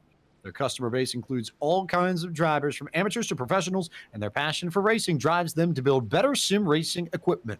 Don't limit your track time to the weekend. Visit simseats.com for more information. That's www.sim-seats.com. as the lights come off of the pace car and we enter 1 to go before our final restart of Season 3. Before we get there, pretty cool to see what SimSeats has come up with. They and Allied Esports and NASCAR have come together with a trailer that will be traveling to each NASCAR National Touring Series race, the Cup Series at least, throughout the rest of the season. So if you want to get your chance to throw down an iRacing hot lap, go visit the trailer in the Midway and have some fun with all that. I got to see, there were a few Coke Series drivers I saw down in Daytona. Garrett Smithley, Casey Kerwin, among some of the folks that were there on hand to help out folks. And we saw some Brandon Cattels, some Sean Butlers, Kevin McAdams throw down some fast lap times too. So be curious to see how that goes over the course of the rest of the real life season. But we have a championship in Monday Night Racing to decide, Kenneth Bueno. It is Robbie Lyons and Garrett Smithley, front row, both championship 4 drivers, old tires. Raja Caruth, 12-lap fresher tires, restarting in P6 on the outside. He might have room. Does he have time? That is the big question, as the pace car will come down pit road for one final time in Season 3, and Robbie Lyons will lead us to our final restart of the season. Green flag is out. 2 laps to go in the SimSeats 125. Again, a good start by Lyons out of the gate. Look at the blocking all the way back to turn 1. Non-playoff drivers concerned, though, as Smithley tries to fight Pardis on the outside of turn 1. Look at Caruth try to send it 3 with James Bickford all the way at the bottom of the track. Will the time be there for Caruth to make the move? He's still behind Pardis in this case, as they're about to come to 3 and 4 for the white flag. Raja Caruth is clear. Pardis goes high. There goes Caruth down to the bottom. He's going to have 1 lap to try and get both Garrett Smithley and Robbie Lyons. It's 3 of the championship 4 in the top 3 as they come to the white flag at Homestead, Miami. And we saw Lyons in the outside wall earlier in this race. He played the strategy with an alternate one on the rest of the field, and now he is just half a lap away from a Season 3 Monday Night Racing title. He pointed his way to the Championship 4. He didn't win his way in. He pointed his way in, and with 2 corners left, he's got a shot to win it all as Smithley tries to make a move. He hasn't won all year. He was the last man in one of the championship rounds, but Robbie Lyons is going to make it count when it matters the most as he goes down to the inside. Robbie Lyons out of Seminole, Florida, wins the SimSeats 125, and the driver for Klingerman Sport of the Chevy Silverado is the Season 3 Monday Night Racing champion. Robbie Lyons is a champion of Monday Night Racing. You put him in the position, you put him right where it all happens, and Lyons will execute. I remember first race, Daytona, 4 wide to the line, finished top 3, just short of the race win. We were probably going to see a lot more of Lyons, and we did, and it finally comes in culmination right here at the Homestead of Miami Speedway. A deserving burnout for what has been a tumultuous race for Lyons. The Florida native does it in South Florida. Robbie Lyons with a little bit of home track knowledge and a little bit of good timing. He stayed out when Cabot and Caruth came in, and just, and only just, I have a feeling it might have been maybe a lap or 2 that Caruth needed to get to these 2, but there were just enough yellows, just enough caution laps, just a little enough green flag racing for the call to stay out to be the call that got Robbie Lyons the Season 3 Monday Night Racing Championship. And he was around, he was in deep trouble and deep in the middle of some wrecks early on in this race. Had to burn the fast repair early, never gave up, and now stands atop the heap as the last man standing in the Monday Night Racing playoffs. James, can you script it any better than that? I don't. It's a tale of perseverance. It's a tale of hard work. It's a tale of never giving up. John Cena would be proud, I think. That's the easiest way I can say it. But let's turn our attention to the full field rundown and tell you where your favorite driver finish. Robbie Lyons wins the race. Robbie Lyons wins the Season 3 Monday Night Racing Championship for Kligerman Sport over Garrett Smithley, who comes home second. Raja Caruth made a valiant charge from about 20th in the field to P3 on the final set of restarts. He almost got there. It wasn't enough. He'll have to settle for third place. Preston Pardis was fourth. James Bickford finishes in the fifth position. Sixth was DJ Cummings. Matt Stelnick finishes seventh. Eighth goes to Dylan Welch. Ninth to Seth Eggert. And Justin Malillo comes home 10th. You'll see the drivers from 11th on back. Ford Martin able to rebound from an incident on the back straightaway. He'll finish there with Max Kennan behind him in P12. Mike Clay, he spun earlier in this race. He went back to 13th. Mark Rubilis will finish 14th with Jason Keffer rounding out your current top 15. Chris Wilner ends up in 16th.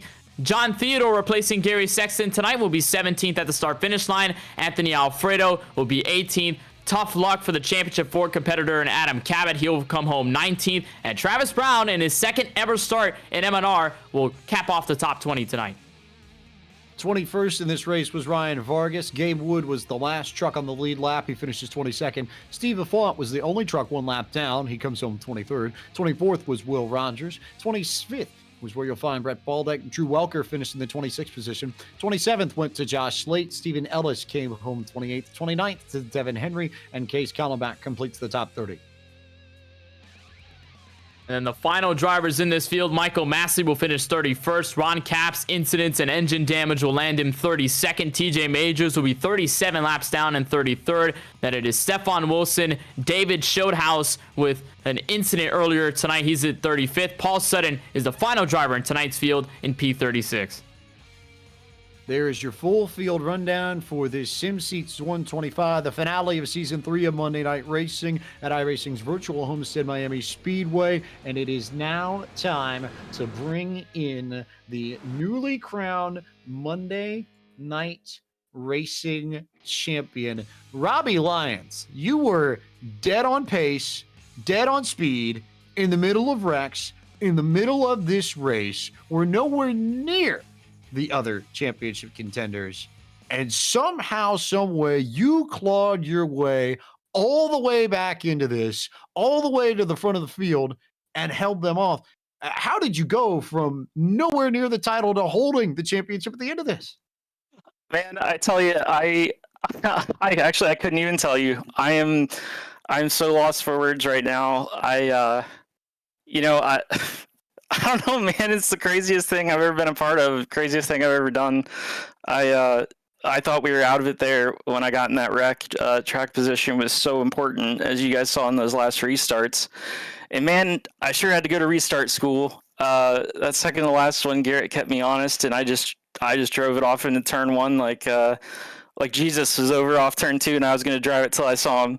So it's crazy, man. It's unbelievable, actually. I always pride myself in believing no matter where you're at, and no matter how far behind you are, as long as you in your head keep your head on your shoulders and keep your temper cool and collected, that you can capitalize when opportunities do present themselves. If you get all spun out about it, and those opportunities do come up, you won't be able to capitalize on them. So all the way to the end there, all those restarts, I just kept it cool, man.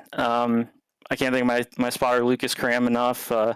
Clint Spillman, my buddy, being a race strategist, and all my buddies in Discord that were cheering for me there. Gosh, man, it's a good night. How incredible is this, especially when you consider the fact that you had not won a race all year long in this series, and everybody else coming into this championship had at least one victory, in some cases multiple victories. You had to point your way in. You were the last man in one of the rounds earlier in these playoffs, and then finally in the very last race of the year where you had to come through and get it done, you bring home the checkered flag. It's unbelievable. Yeah, it's my first MNR win, man. I think I've been a part of this series for almost 3 years now, since the start. And, we were so close at Daytona beginning of the year, and, Matt won that race by inches. And that one really stuck with me, and I've wanted it so bad all year, man. And just to get a win and to pull it off at Homestead, my home track in Miami, a track that has a deep personal meaning to me in real life. I made my Xfinity debut there, and my second truck race ever was there. It's a special place to me, and tonight it treated me good. And I do want to say I had a special passenger riding with me. My buddy Joey Aycock, who is a NASCAR official, his mother passed away early this morning, and I want to dedicate this championship to her. We're all thinking about her and their family, so I had an angel riding with me tonight, that's for sure. And we at Podium Esports will pass on our condolences as well. Joey Aycock, a good friend of all of us at Podium, so thoughts with his family at this time, of course. We know how difficult that is, but for you, you touched on how big it is to win in Florida at your home track, right in your backyard. Touch on that a little bit more, and then touch on how important it was to have somebody like David Schildhouse helping you, and the value of teammates and the togetherness of all the drivers at Kligerman Sport. We know Parker's put together a pretty tight-knit operation. Can you think of a better scenario in which everything that team stands for comes together, at least up to now, than this? Maybe the Auto Club win in the Coke Series, but this has got to go right up there with the way you two work together. Oh, it does, man. Earlier on in the race, David was chilling behind me, and I could tell he was faster than me, and I was watching what line he was running. I'm like, hang on, like he could have easily passed me if he wanted to, and I felt he was kind of trying to show me the fast way around and show me what line to run, and I kind of got the hang of it there, and unfortunately, as we were doing that and as we were racing together, he got caught up in that first wreck and took him and I both out of that race. So, took him out in the first one, and I think he was involved in the second one as well. So I can't thank him enough for, just quietly helping me out there. And, the talking about camaraderie and the Kligerman Sport team, all those guys are in Discord with me and pulling for me. And I won with the number 19, which is my teammate, the Kligerman Sport Development Team, Dylan Holland, representing his number tonight in all season. So we took it to victory lane, and it's just a huge win for everybody at the Kligerman Sport Team. And yeah, man, we got a championship under our belt in our first season as the dev team, and we had a tough year in Road to Pro, and man, it's so fulfilling in so many ways, and to do it here at home is just incredible. And Monday Night Racing has become like a second home to me, and my family's watching at home. Hi to my dad and my mom, and I know my uncle's been watching, so hi to him. It's just become a family affair, man, and it's gosh, it's so fulfilling.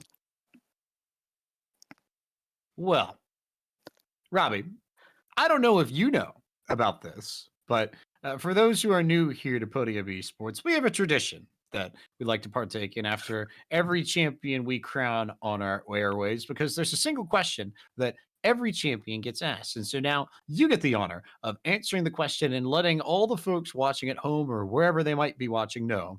Robbie Lyons, what is your favorite sandwich? My favorite sandwich. I'm going to go really unconventional here. I'm going to go with those little peanut butter and jelly sandwiches, the Uncrustables. I know there's a debate going on Twitter earlier this year about people trying them for the first time. I think Tony Kanaan tried one the first time, and Scotty McLaughlin tried one.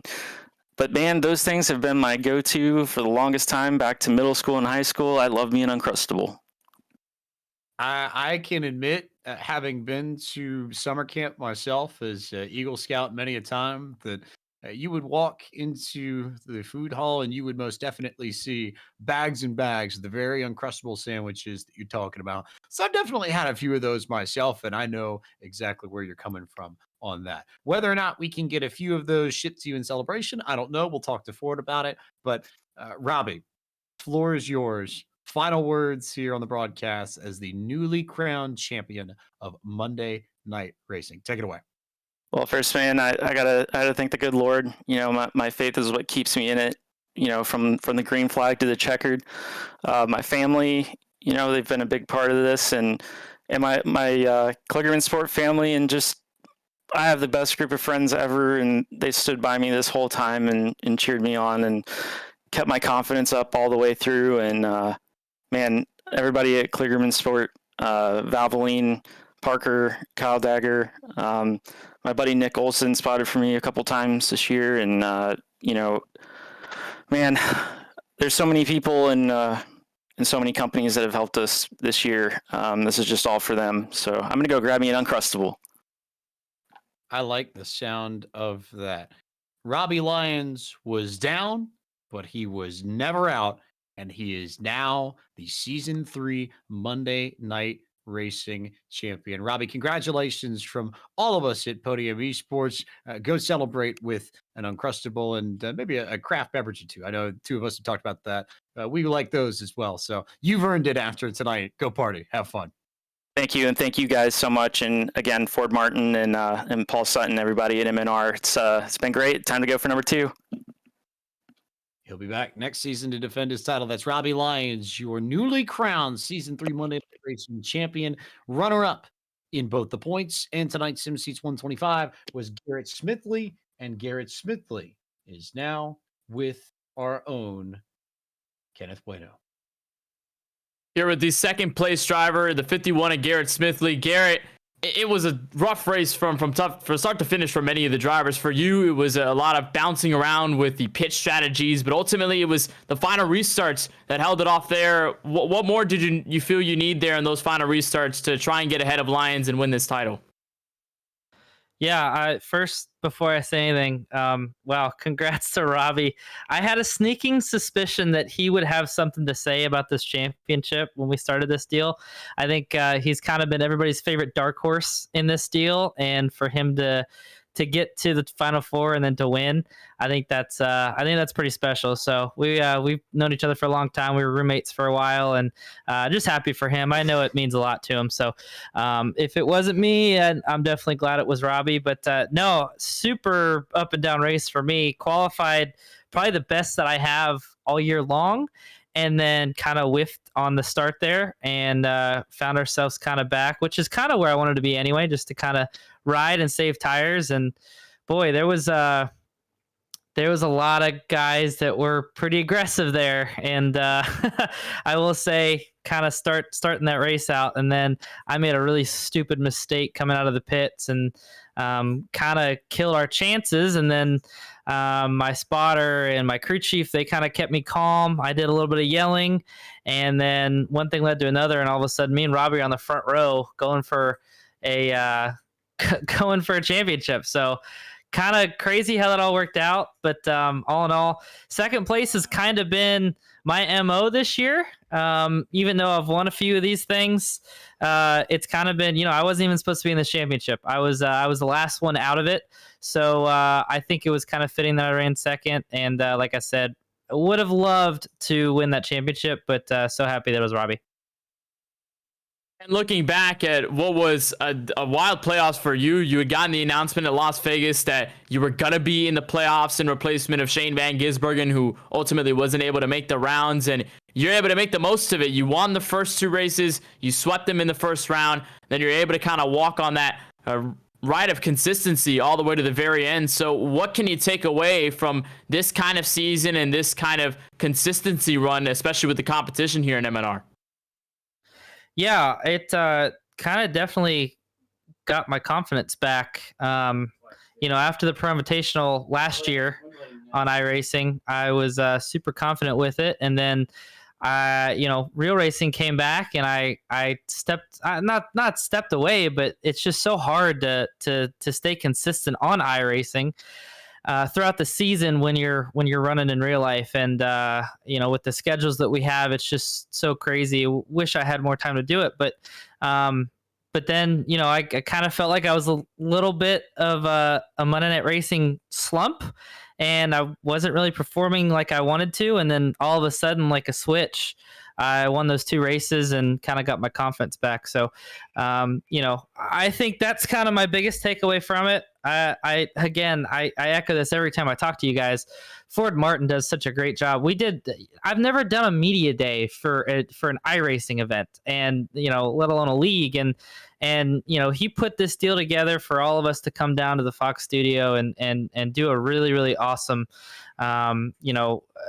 this media day thing that it makes this league, head and shoulders above anything that I've been a part of. Kind of, he makes it, bigger than it should be, honestly, and he does a great job doing it. And I asked him, I was like, who helps you? And he says, I mean, it's pretty much me putting all this stuff together. He says Paul helps him out some, and he's got a couple guys behind the scenes, Josh, and some of you guys, but all in all, he's just like, yeah, it's a grind to make it happen. So in between his day job and then actually racing in the league, which I know is really important to him, he puts this all together. So kudos to him. Can't wait for the next season. I know that the Twitter account Monday Night Race League released the schedule. I know we're all excited about that. So super excited to get back at it. But until then, I'll enjoy my second place. And I know I don't get a big green egg. Can I get like a painted like Easter egg or something like that, like a little green egg or something? That'd be cool, right? I think if we can touch forward on that, James can expand on it a little bit. But I think we can make that happen if it comes down to it for the championship four. But Garrett, a P2, a momentous season here at Monday Night Racing. So before we let you go, I know there's a lot of people that make it happen for you. So who are those people that you need to thank before we let you go here? Yeah, one of my favorite things about Monday Night Race League is that I can include my real world sponsors on, and I really hope I don't miss anybody, but Trophy Tractor, Victory Lane Quick Oil Change, and everybody that's a part of the Victory Lane Quick Oil Change family. Go to my social media to see that, because I'm not going to take up any more of your time. But True Brand and Richmar Florist and KSDT, I know they were a title sponsor for one of the races. Whitetail Smokeless, they were on our car a couple times this year. There's so many people that make it happen. And then before I go, again, just want to echo our we are praying for those families families and friends that lost those brave men and women over in Afghanistan, fighting for our freedom, fighting for others' freedoms. They were on our truck. I think we did a really good job tonight, all of us, of honoring those that lost their lives. So take a minute, go look at those names, go look at my truck. When you get a chance, look at those names, remember them. They are why we get to do what we do. And stay free. So appreciate the broadcast as well. Podium Esports always does Podium Sports always does a great job week in and week out of all the different events that you guys have in the broadcast booth. So I'm looking forward to next season, and we'll see you guys at the real track. Next scheduled for me is Bristol, so we'll see you guys there. Keeping those people and their families in mind. But Garrett, a big congratulations on the finish here from Homestead at Miami Speedway. And I think, like you said, a lot of us, including you, very excited for season 4. We hope to see you there at Daytona. Thank you, guys. Appreciate it. That's Garrett Smithley coming across the line second. He's the second driver out of the championship 4, James. He is number 2. We are now with number 3, Raja Karuth. And Raja, what, 2 more laps? 3 more laps, 4 more laps, something like that, you think? Needed 1 more lap there. Man, I don't know what to say. Probably just should have stayed out. I mean, I guess the real life driver in me wants to always have 4 tires, but I guess it's proved time and time again on here that it's track position because they always wreck. So I did my best tonight, and unfortunately didn't work out.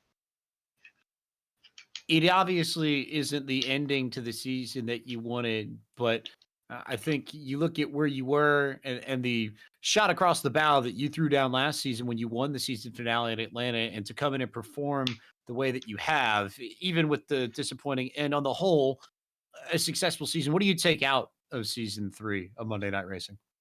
That's a good question, James. And I really don't know. I mean, I put in some more time, learned how to be a little bit more of a diverse driver, and going to racing the Porsche, racing the Mazda, and putting in time and learning how to drive those.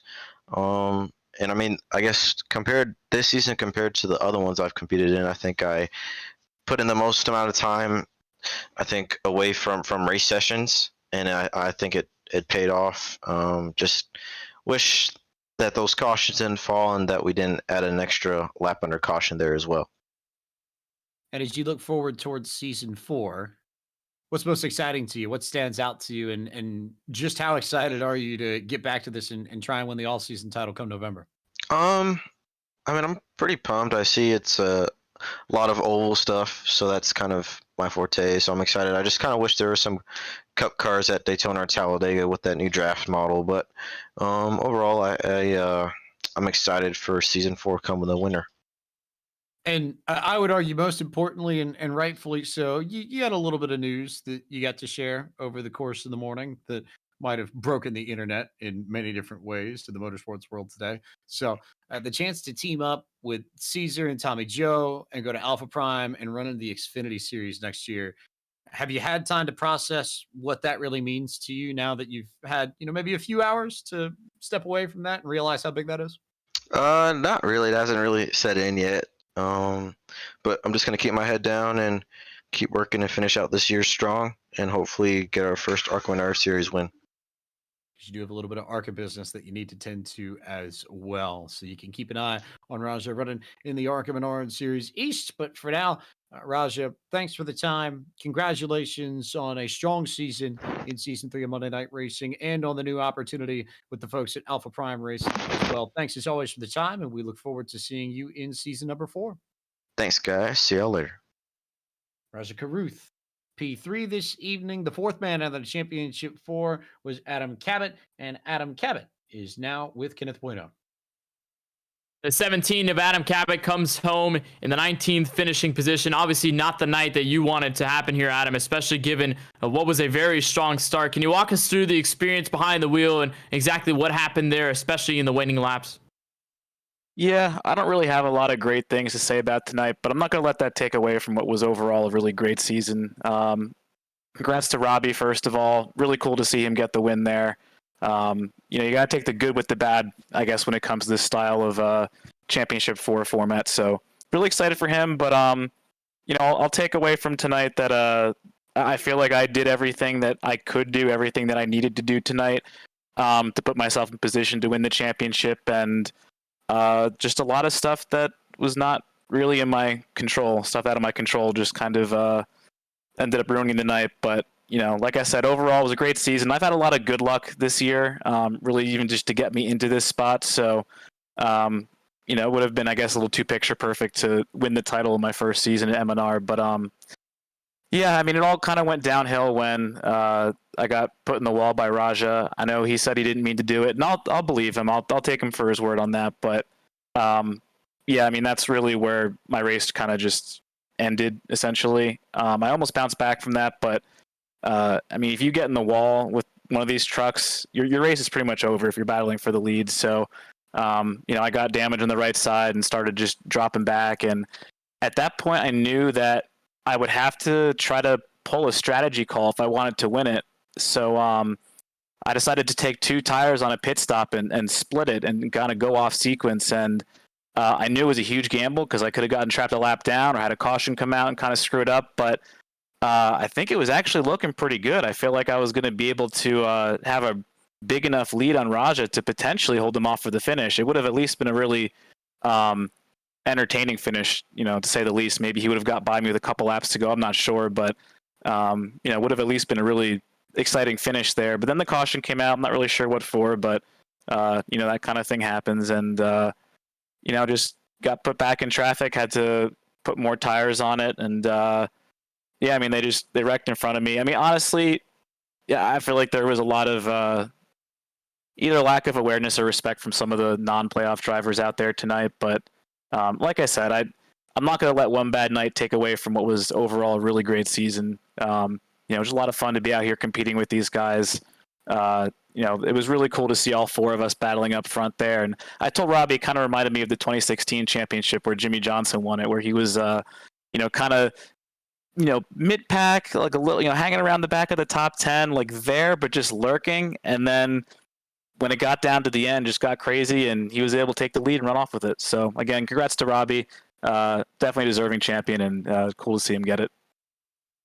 Well, you mentioned it a little bit earlier, takeaway on this season, this night specifically. And I mean, it was the race in from the Esports Racing League. They got you here. It was your rookie season in Monday Night Racing. So what can stand out the most as the Adam Cabot in his rookie season in Monday Night Racing?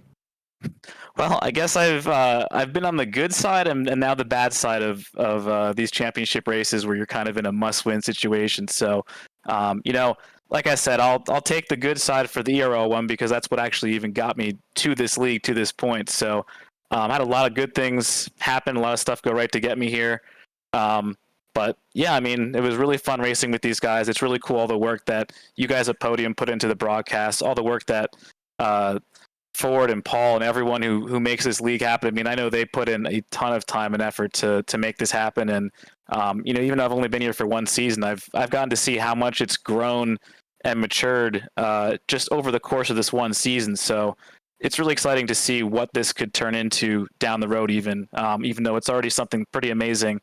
I don't see the momentum stopping anytime soon. So again, just really great to be here. It's a really great league to be a part of, and thanks to everyone. Oh, and of course Anthony Alfredo too for holding the ERL to get me here. So I wouldn't be racing in this league if it wasn't for him holding an ERL qualifier. So like I said, a lot of good stuff happened to get me here.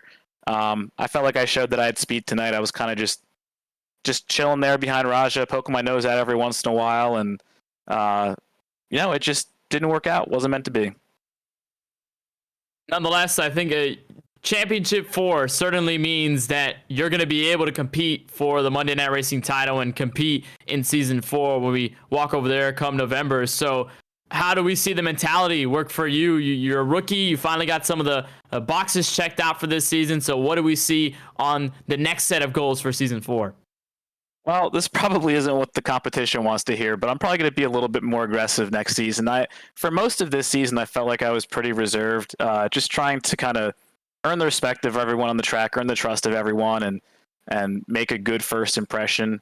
That's kind of what a lot of rookie seasons are, in real life and virtual. You don't want to give yourself a bad name and have people look at you on the track and go, "Oh, there's that over aggressive rookie," or "You got to watch out for that guy." So, but now that I have a year under my belt and I think people know what I'm capable of, how I race, my respect level on the track, I think I can kind of turn it up a little, turn it up a notch and try to be a little bit more aggressive, kind of like how I was tonight. I obviously didn't hold back tonight with it being a championship race, but yeah, I mean, I'm looking forward to it, and this league I feel like keeps getting more and more competitive, so I feel like it'll be even more difficult to make the Final Four next season, but definitely looking forward to the challenge.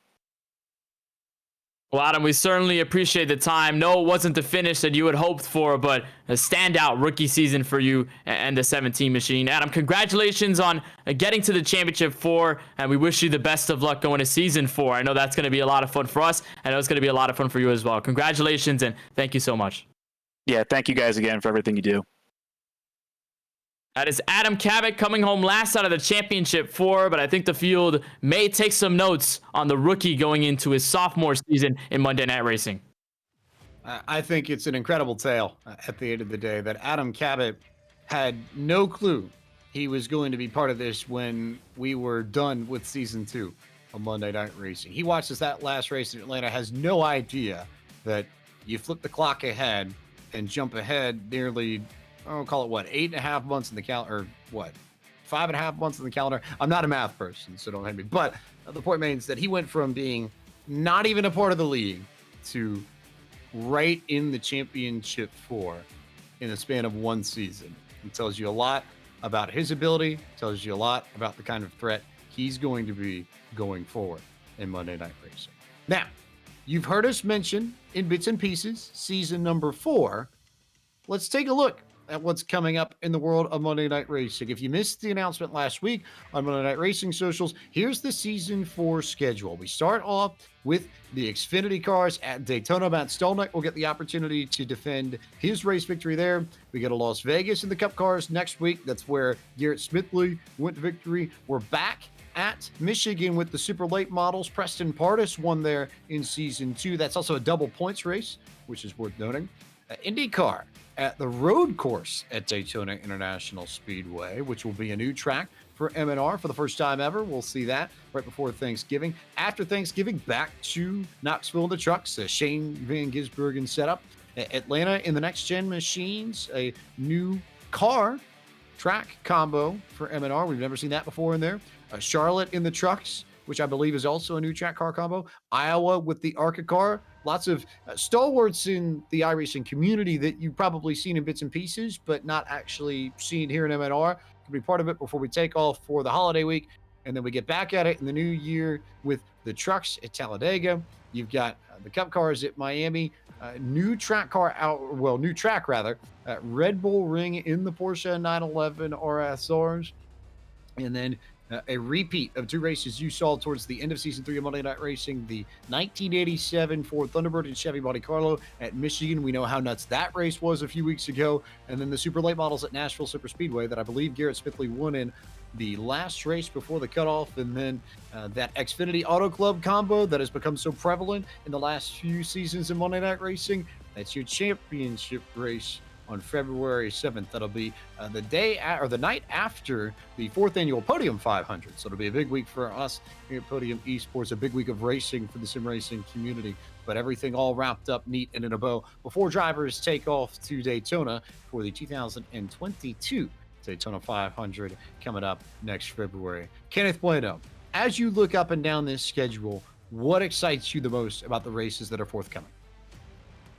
I think there's a lot to choose from when they percolated the season 4 schedule. I think there's a lot of choices here. I think the best though, or the most interesting, is going to be Iowa with the ARCA cars. Iowa's provided some good racing in the sim, and the ARCA car has been a challenge in its own right. It's seen a lot of looseness out of those cars. The new damage model provides for an extra challenge, and given with the one faster pair, it's going to force drivers to be a little more tactical. And that track with the multiple grooves, much like tonight here, Homestead, could provide for some fantastic racing. I think that'll be the dark horse sort of selection that we'll see here in season 4. But you can't call out the Xfinity at Auto Club. You have to put that in there. It's as the finale, and the races that we saw both this season and last season, it's going to provide for a show at the championship stage, and I can't wait for it.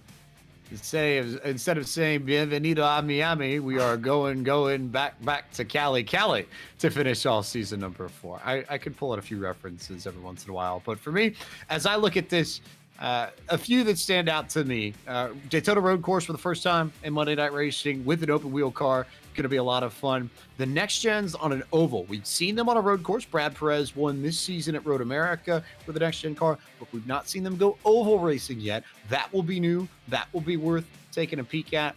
And then Red Bull Ring in the Porsche 911, which so far as the road course cars and tracks go in the world of iRacing, personally, I think Red Bull Ring may be the best track added so far in 2020. It's a track that runs very, very well with a lot of different kinds of cars, not just your standard GT3, your open wheels. And I am very excited to see what we're going to end up with when we take the Porsche 911 RSRs there. It's a car that people in Monday Night Racing know well, but it might not be a track that folks that watch Monday Night Racing know well. But for anybody coming for the roadside, if you know what the Austrian or the Styrian Grand Prix have offered in the past 2 seasons there, you know what you're getting into. You know the show's going to be good. If you haven't had the chance to go back and watch those or any of the support races from Formula One over those race weekends, either last year or this year, you might want to go back and watch them in advance, because that's going to be a really, really special race, I think. And then Michigan in the super late models, too. We'd be remiss not to mention how nuts that race was in season 2. To see that back here for season 4, I think is also going to be really, really special. But that's then. That's later. And we've got a little bit of work to do beforehand and before we get to that. So first things first, if you happen to be a member in the motorsports industry, if you've got a job, you've got a profession, you've got something that you can get involved with, you can sign up for Monday Night Racing. If you're watching on the Podium 2 Twitch, you can head to the link that's been posted in chat. That'll take you to the Monday Night Racing Season 4 sign-up form. And if you hold a position in the industry in real life, you then might have the opportunity to compete in MNR in Season 4. So make sure you sign up. I think by last count, we've got 38 drivers already signed up for next season, which, going to make it a lot of fun. And that's not including some of the folks who haven't had the chance to re-sign up because they've been busy fighting in the title fight of Season 3. So a lot of interest for Season 4 on Monday Night Racing, no question. And that will all begin on November 1st. But before we even get to that, let's talk about some of the racing coming up in the world of Podium Esports. over the course of the next week or so. Tomorrow night, we've got the Operation eMotorsport iRacing League for the road course at Daytona International Speedway. That broadcast starts at 8 p.m. Eastern on the Opmo YouTube channel. We've also got the eNASCAR Coca-Cola iRacing Series playoffs that begin from Darlington Raceway, 8:30 p.m. Eastern start time for your pre-race on the iRacing Twitch channel. That broadcast also available on iRacing's Facebook and YouTube pages. Then Thursday night, the eNASCAR Road to Pro Qualifying iRacing Series continues its march toward the end of their season at Texas Motor Speedway, the final mile and a half on the schedule for them in 2021. Coverage begins at 9 p.m. Eastern, and we'll have 2 races as per usual on the main Podium Esports Twitch channel and twitch.tv/Podium2 if you want to keep up with all the action there. The SimMax Cup Series, powered by MPI, heads to Sonoma Raceway this Sunday night, September 5th, 9:15 p.m. Eastern. So pull up a laptop, and if you want to find something to watch after Darlington wraps up in real life, turn your attention to twitch.tv/Podium Esports and jump on in. You'll see some road course racing. And then the MSRI Premier Series round of 16 cutoff from Bristol Motor Speedway there. But the big one coming up next Monday night, it's the Podium Esports Retro 500. We've got 41 drivers who have raced their way in through 4 qualifying races to fight their way in for 367 laps, 500 miles in the blazing sun with the Chevy Monte Carlo and the Ford Thunderbird in a big-time celebration of Winston Cup racing. And yes, we're going to have all the retro stops for you in what is one of the toughest driving tests on an oval you are going to find in iRacing. That broadcast will kick off at 6 p.m. this upcoming Monday, September 6, 2021. We're also giving away $500 to the race winners, so they're going to be a little bit richer too. And for more information on what that race will entail, you can visit our website at podiumesports.com/retro 500. Kenneth Bueno, when you think back of everything and about everything that's happened in season 3 of Monday Night Racing, what stands out to you the most, and what are your final thoughts on what we've seen here this year? I think the competition all-time high. It continues to ramp up. It continues to create fantastic racing and great moments. And I think there's too many moments, James, that you can count for the best Monday Night Racing moment in season 3, because you have great finishes, you have strategy calls, and then tonight, how could you count out tonight after what's happened and the storyline that Robbie Lyons has gone through, not only tonight, but throughout the entire playoffs to get to the championship. It has been an outstanding season, and I've been honored to be here in the booth calling it from the start of Daytona, that 4-wide finish, all the way to the captivating final race here at Homestead in Miami. There's so much, and I think it's all going to unravel continuously in season 4. We're going to see some probably new faces, but many of the old competitors that you're used to seeing here on Monday Night Racing that have put themselves in the spotlight are going to continue to do so. And I can't imagine how things are going to go in season 4, because if this was the season we had, season 4 could be so much better. As I've sat and I've thought about it here and had the chance to process it over the course of the summer, this league to me is special because I can't think of another league in iRacing where you get the star power of all the folks who not only have some sort of presence in the industry in real life, but also, and I think more importantly, love being in the sim. We've seen some folks who might not necessarily enjoy their time away from a real life race car, but everybody that runs in here has a real life tie and wants to be here. And when you've got people that genuinely want to compete for the win and genuinely want to race against each other, it makes the on-track product better. I don't think there's any question about that, whether or not it's real or virtual. And I think we saw the fruits of that here in season 3. This was the best racing Monday Night Racing has put on. We saw some new faces come into the league and make their mark, leave their names, put their flag down, make a point that they want to be in the hunt for season 4. We saw some old faces come in and dominate and have some fun. We saw some folks all the way from Australia and New Zealand, in the case of Shane Van Gisbergen, get the job done. We saw a lot of Charlotte-based folks come in and make it happen. But at the end of the day, I love the fact that Robbie Lyons comes away as a champion, because his title run, even tonight, I think, is an embodiment of what this league is all about from a competitive perspective. And that everything is set up to where you don't necessarily find yourself completely out of the game if you end up in a big-time incident. And unlike real life racing, you've got a chance to come back and fight your way back into the mix if you end up having some misfortune early. The rules are set up that way with the fast repairs and with the laps given back on cautions to where you're not done if you get in trouble early. It wouldn't be like that in real life racing. If Robbie Lyons had to deal with the same problems that he did tonight in a real life truck race at Homestead, there's no way we're talking about him as champion. But only in iRacing can you have a league set up and a race set up to where you can take advantage of bits and pieces that are only available to you in the sim and come back and fight all the way back and win the title when very few people at the beginning of this race, with the way he was running especially, thought that Robbie Lyons was going to have a chance. But he did not give up. And even when he wasn't the fastest truck, and even when things were not going his way, he stuck with it. He continued to fight. He persevered. And now he will always be able to call himself a champion of Monday Night Racing.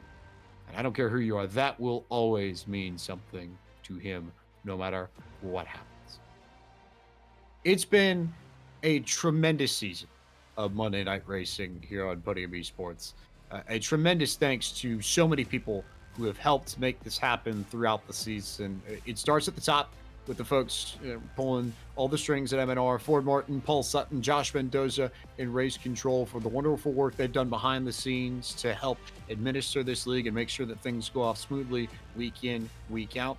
There are also a lot of folks on our side that have helped make this possible. Eric Messer on social. Zach Johnson's come in and helped out for a few races.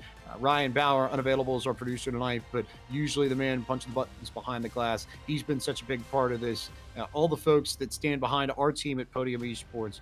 John Theodore, Cisco Scaramuza, our producer tonight, Gary Sexton, who usually is busy racing, but was willing to step out of the driver's chair tonight and make sure that he did his due diligence up the tower to make sure that you all could see the show that you've seen tonight, how special it's been to have all of their support, and for the whole team that's been on M&R broadcasts all season long. We could not do this without Justin Prince down on pit road. We could not do this without Taylor Burris making things happen in the pre-race show. And these shows definitely aren't near as good as they are if we don't have Kenneth Bueno alongside the booth.